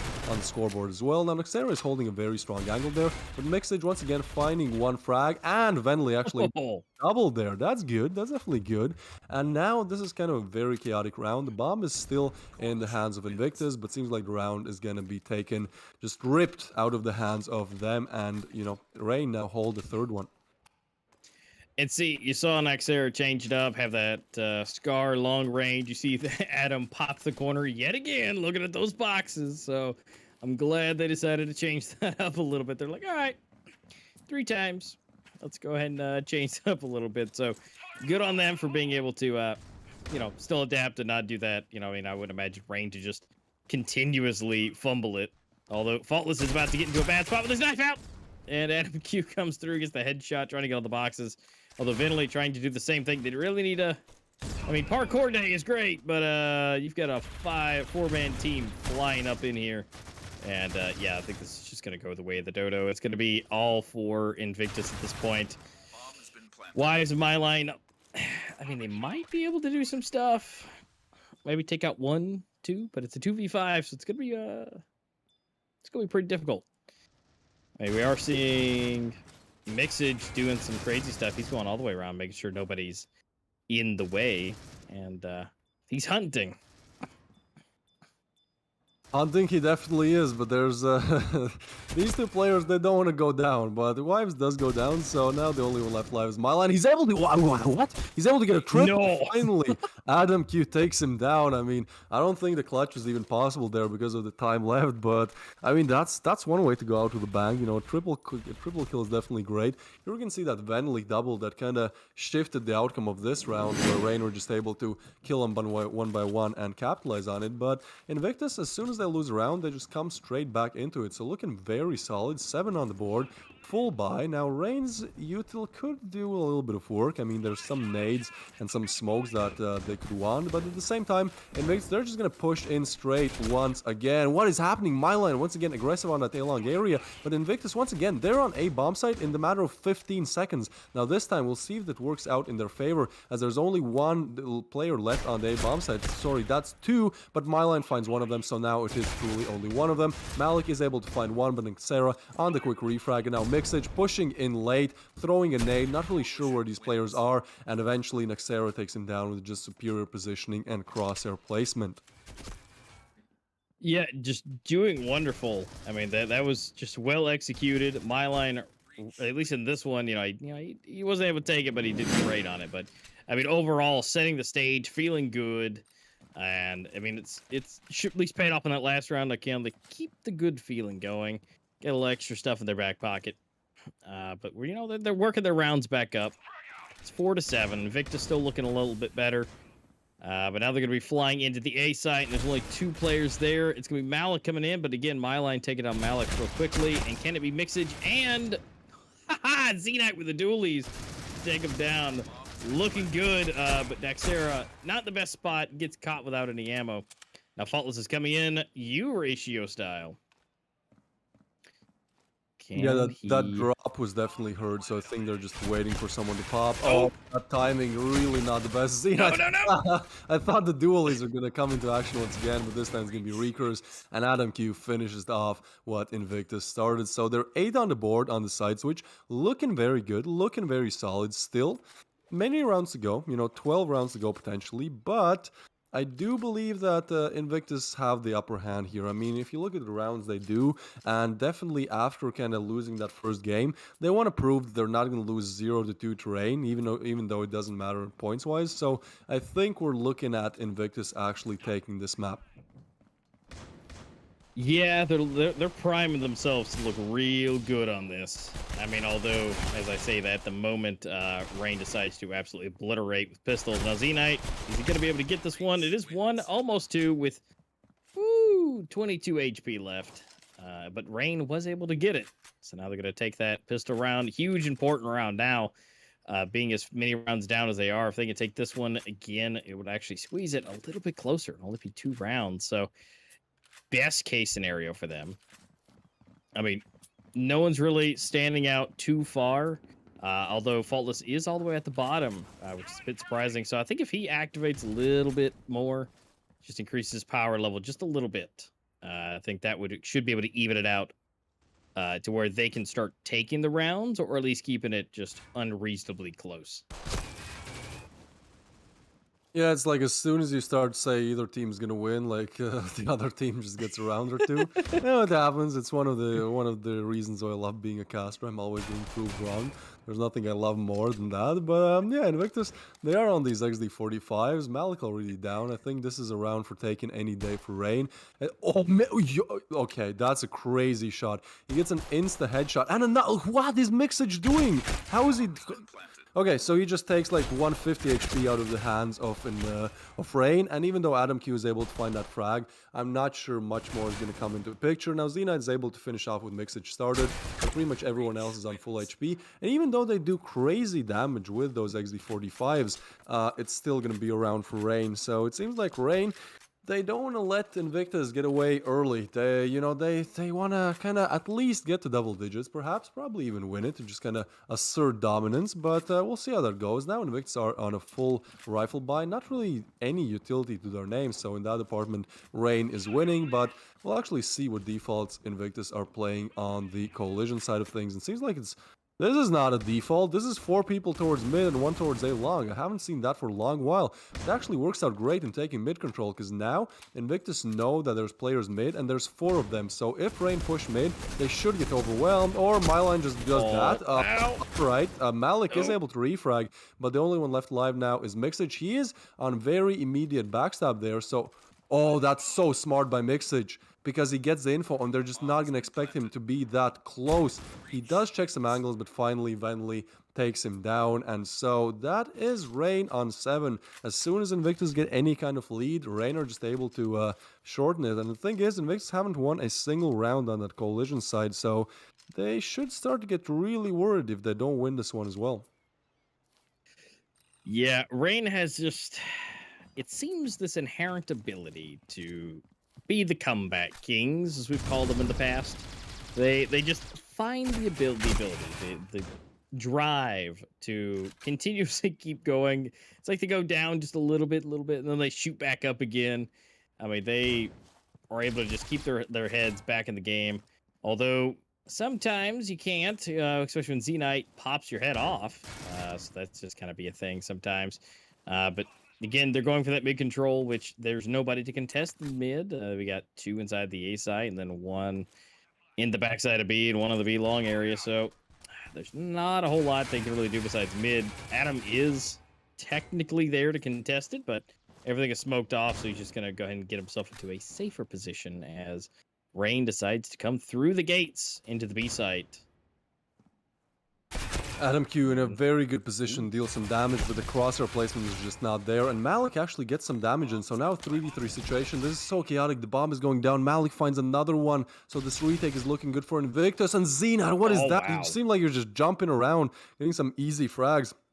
And so Wives, the only one left alive, is not being expected, so he might actually find Xenite, but now 1v2, they're still not on the bomb, but Recurse is definitely on the aim there, gets a frag on Wives, and as soon as you start thinking, okay, perhaps Rain might complete this comeback, Invictus just rebound as quickly as they can. So that's 9 on the board for them. Looking good, looking solid, still some way to go, and we can see that crazy strat where just 4 people stack mid, and it somewhat works out. I mean, they trade 2 for 3, but eventually Faultless finds Malik, and then it's only Mixage left in that 1v3. Regardless, it's now 9-7 on the scoreboard. Potentially like 7 more rounds to go if this goes the distance, if this goes 12-12, but either way, it seems like Invictus are returning to more of a default strategy, even though they're heavily aggressing mid, which is very good. It's very nice to see, especially after getting beaten on Canals, pretty much because of non-existent mid presence. On Port, they have learned from their mistakes, and they are taking mid control. The problem is, it's very easy to get flashed if you're taking that mid control, so Malik goes down without really any answer, and Mixage trying to refrag does the same. So now, if Rain hit the B bomb side, it's pretty much open. There's only 1 player holding mid, and he's getting flashed. He is shooting. Adam Q gets 1, that's big, but Faultless, as soon as he can, he refrags, and now 2 players are kind of stuck on the A bomb side of things. And this is what I mean by just taking so much time to rotate from one side to another, but it seems like it's a bad call, because now Invictus have rotated and they understand, well, they're actually still towards it. I don't know what's happening, man. Rain, and somehow they're able to win the round. This could have gone either direction in so many different twists and turns of this game. I mean, the fake, then the Coalition players rotating towards B, then actually Rain trying to commit towards B, and then finally them winning the frags out. So that's 8 on the board for Rain. As chaotic as it gets, they get the 8th one there. I'll be honest with you, I thought we were about to see the biggest brain play of just plowing into B. They all rotate around and they just hop into A and start planting the bomb. I was fully expecting that. But they decided to commit, and commit they did, able to take it. Faultless starting us off first. They're trying to get these nice flicks, which Z-Knight almost, does, but barely survives with 4 HP, so maybe be able to give a little extra damage later on. But he's only got his Deagle, and now they're going to try and get into those positions. I mean, right now B is pretty open. I mean, we do see Z-Knight and Looks like Malik hanging out in the back. Well, never mind for Malik. He's going to go down. So it's all up to Z-Knight. It is 4 HP. It is Deagle. Will they rotate over? Maybe not. I mean, we may see Wives. He's hanging out here. Wait. Huh? I think he might have touched his head on like an invisible skybox or something there. Sometimes that happens, unlucky for him. So now it's a 2v3, and Myline, he's able to find one, so now a 2v2, but look how low Z-Knight is. I mean, fine, he has a deagle, so it's like one shot or you're dead, one shot at dome or you're dead anyways, but still 4 HP. Definitely not something you want to have in a 2v2 clutch. Now Adam, he is going to retrieve an M4 and probably pass some info over towards Z-Knight. There's one more rifle there. And yeah, so a 1v2 actually underway. Myline looking all directions, and I think he might be actually able to complete this one, especially after getting Z-Knight. Yeah, Myline is just too good. Gets the double, gets the 1v2 clutch, and that's all equal once again. A few more rounds to go, and Rain, it looks like the Rain train is back in town, because they've just been stacking round after round after round on this breach side. Invictus have only gotten one since switching to the Coalition side. If they want to win this one, they have to go big, and they have to do it now.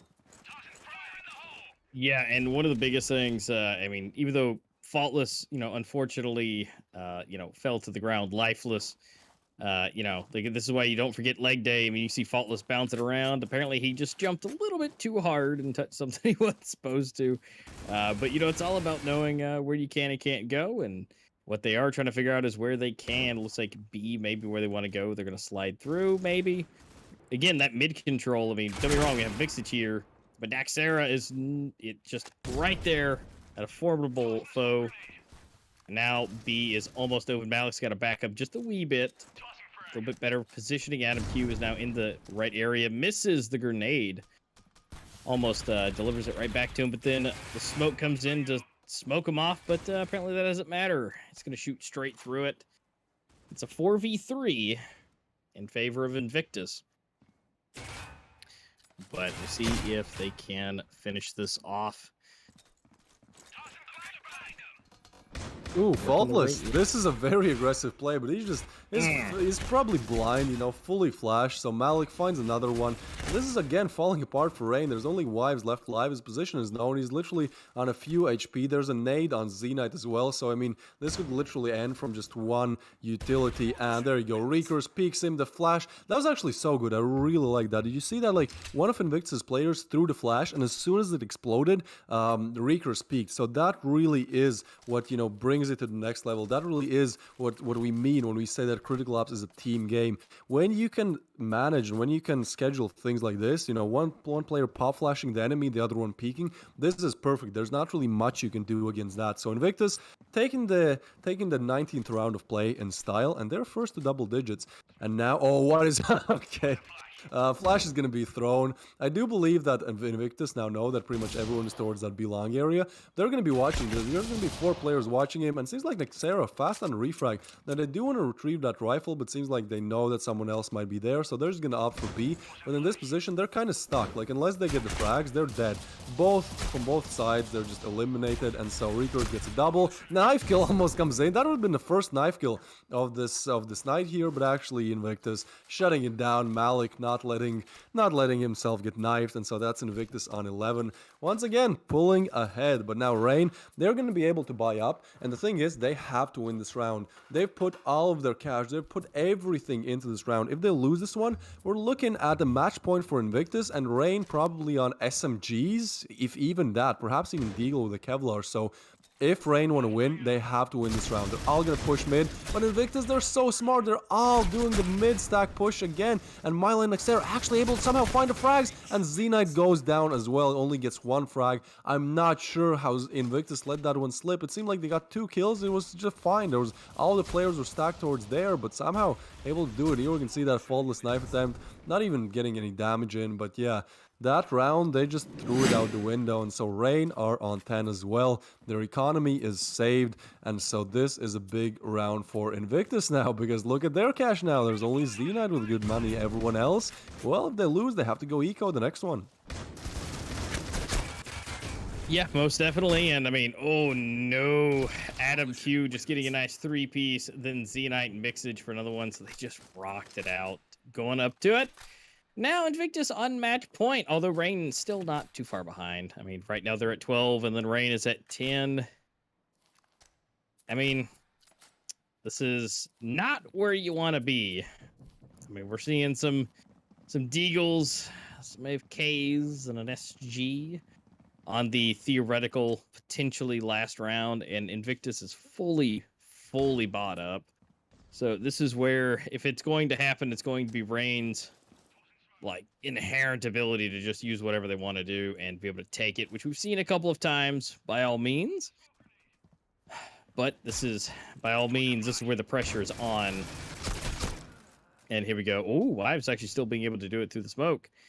So that might help them out just a little bit if they can be able to potentially retrieve that weapon. I mean, Faultless could be able to grab that. If he wants to, you know, peek out, be able to get it. And it looks like he is. So now we got 4 out of 5 with rifles. And so all we got to do is fix Naxxera's little issue with just having a pistol. Although Z-Knight takes out Faultless, so that weapon really wasn't necessary, it seems. They're still aiming for B, which is, well, really the most stacked that there is. Malik takes on Wives pretty quickly, and it looks like they're just going to have to commit to the push. It's a 3v4. Things are coming in. Vinley gets one. It's evened out a little bit. My line able to get one. Adam Q is completely open in the middle. No way Z-Knight is on his way over to have a good time. It is 3 versus 1, and the HP levels are about the same. No, not like this. Z-Knight spots the last player as well. My line is so low, 1 or 2 bullets, and he's down. Flash comes in, but oh, that was such a good flash play coming in from my line. Getting a little bit too close in that 1v3 there, but my line perfectly played, perfectly executed. He knew that he was flashed, so he just pushed in. But yeah, a little bit too close. I feel like Adam Q, I believe, who was on side there, just very unlucky that one player passes, he tries to spam him, doesn't get the frag, then gets shot from another direction. Like, Adam Q, that could have, like, made or broken the round, and unfortunately for Invictus, we're still playing. They didn't shut Grain out, so now this is for everything, because look at Invictus' cash. If they lose this round, again, they have to go like Deagles in the next one, which is the final round of play. So this is such a crucial round. Look at that, Mixage is so aggressive. He might have actually been heard. Now, we checked B-Long and saw nobody there, but the thing is, everyone is actually going to push him from the left side of things, and he's just not aware of it, so Venley catches him completely off guard. Now, Z-Knight quick on the refrag. That's at least something, but still, Rain looking very dominant now, and Z-Knight, that timing could not have been worse there. Reloads. Now, they know a few positions of these players on the side of Rain, but the thing is, Rain can really go either direction here, and Invictus are kind of stuck at just playing A and B and just, you know, playing on rotates whenever Rain decide to hit either of the bomb sites. So very, very close, very tense here. It could really go either direction, but all players just kind of cooling down, taking a chill pill, and I believe we're up for a crazy last 40 seconds of this round. Yeah, it's coming down to the wire. 40 seconds now on the clock. We're now ticking down, and now a choice has to be made. It's 2 on either bomb site. Which one do they want to do? And it looks like B may be where they want to go. Malik is giving some information, trying to move around. He sees Wives not able to make any contacts. Adam Q was able to, at least. But are they going to keep for the push? It looks like they are. Vinley's going to be able to slide through, maybe up, down, left, or right. Naxxera, they're going all the directions. Recurse is smoked off, so now it's all up to Malik to get 1 and 2. Maybe not. And that is going to be it. Malik for a double, and Adam Q in the middle of it. 13 to 11. Absolutely way closer than the last set of matches, but able to move ahead. And I mean, their scores and their points were just so close together, and they did a great job. But it just looked like a few of those rounds were just coming down to, and almost what we talked about on Canals, they had someone close to be able to help retake. And so it comes out to a 1-1, which means Rain is going to be able to take their second spot back, it seems. Elevate was able to bump up just a little bit from where they were able to win, but when it comes to the points, you know, it's a 1-1, so it should be a tie. And the round balance should take over. And so we're going to go ahead and slide on over to those standings and find out if what I'm saying is absolutely correct, which it absolutely should be, because it's 14, and then it's going to go up to 15 for Rain, and then that round balance takes over. And so that's where winning those rounds, every last one of them counts. Because it is less than 10 rounds separating them. It's 8. And so now Rain is back into their 7th place that they were, at originally, but before Elevate decided to take them over. So Invictus is still chilling at the top. So great job out of everybody today, and Flames for giving it their all against Elevate. Honestly, just fantastic gameplay today. I mean, you couldn't ask for anything better. And now we get to see a little bit of a sneak peek potentially as far as what maybe the finals are going to be looking at. Yeah, one thing I noticed on the standings is the fact that there's 3 teams just so far ahead of everyone else. It's Invictus, it's Rain, and it's Elevate, and they all have like 15, 17, 18 points or something like that. The next one is Saints with 10. And if you look at the round balance as well, only these 3 teams have positive round balance. And not only positive, they're like plus 30, plus 40, something crazy like that. And then it's Saints in the 4th place with like -5. I mean, huge grats to Saints for still making it to the playoffs, but it's like, unless Saints cause a huge upset, you kind of know that one of these 3 teams is gonna, make it to the finals and win it. But still, I feel like today was just an absolutely crazy day of matches, especially that first one with Flames, surprising everyone, getting very good rounds on the first map, and then, winning on the second one. So absolutely amazing coming in there from Flames. And the second one was just fun to watch, just 2 great teams battling it out again, kind of preemptive finals. So thank you to everyone who watched. Thank you to all the sponsors. Thank you to, of course, Mobile Esports, Critical Ops, the devs, everyone, to Critical Force for making it possible. Thanks to you guys for watching. Thanks for commenting. Yes, I do read the live chat, but don't spam me, then I won't reply. Thank you for liking the stream. Thank you for watching. For everything. Thanks for the players for competing and showing us what's possible at the highest levels of Critical Ops competitive scene. This concludes the group stage, the round robin stage of the Pro League. Now we're gonna move on to the playoffs in the next few weeks. But for now, that's gonna be pretty much it. And of course, I was Twist, and with me, as always, our lovely second caster, A-Master. Hopefully you had as much fun as I did casting, and we'll see you guys in the finals.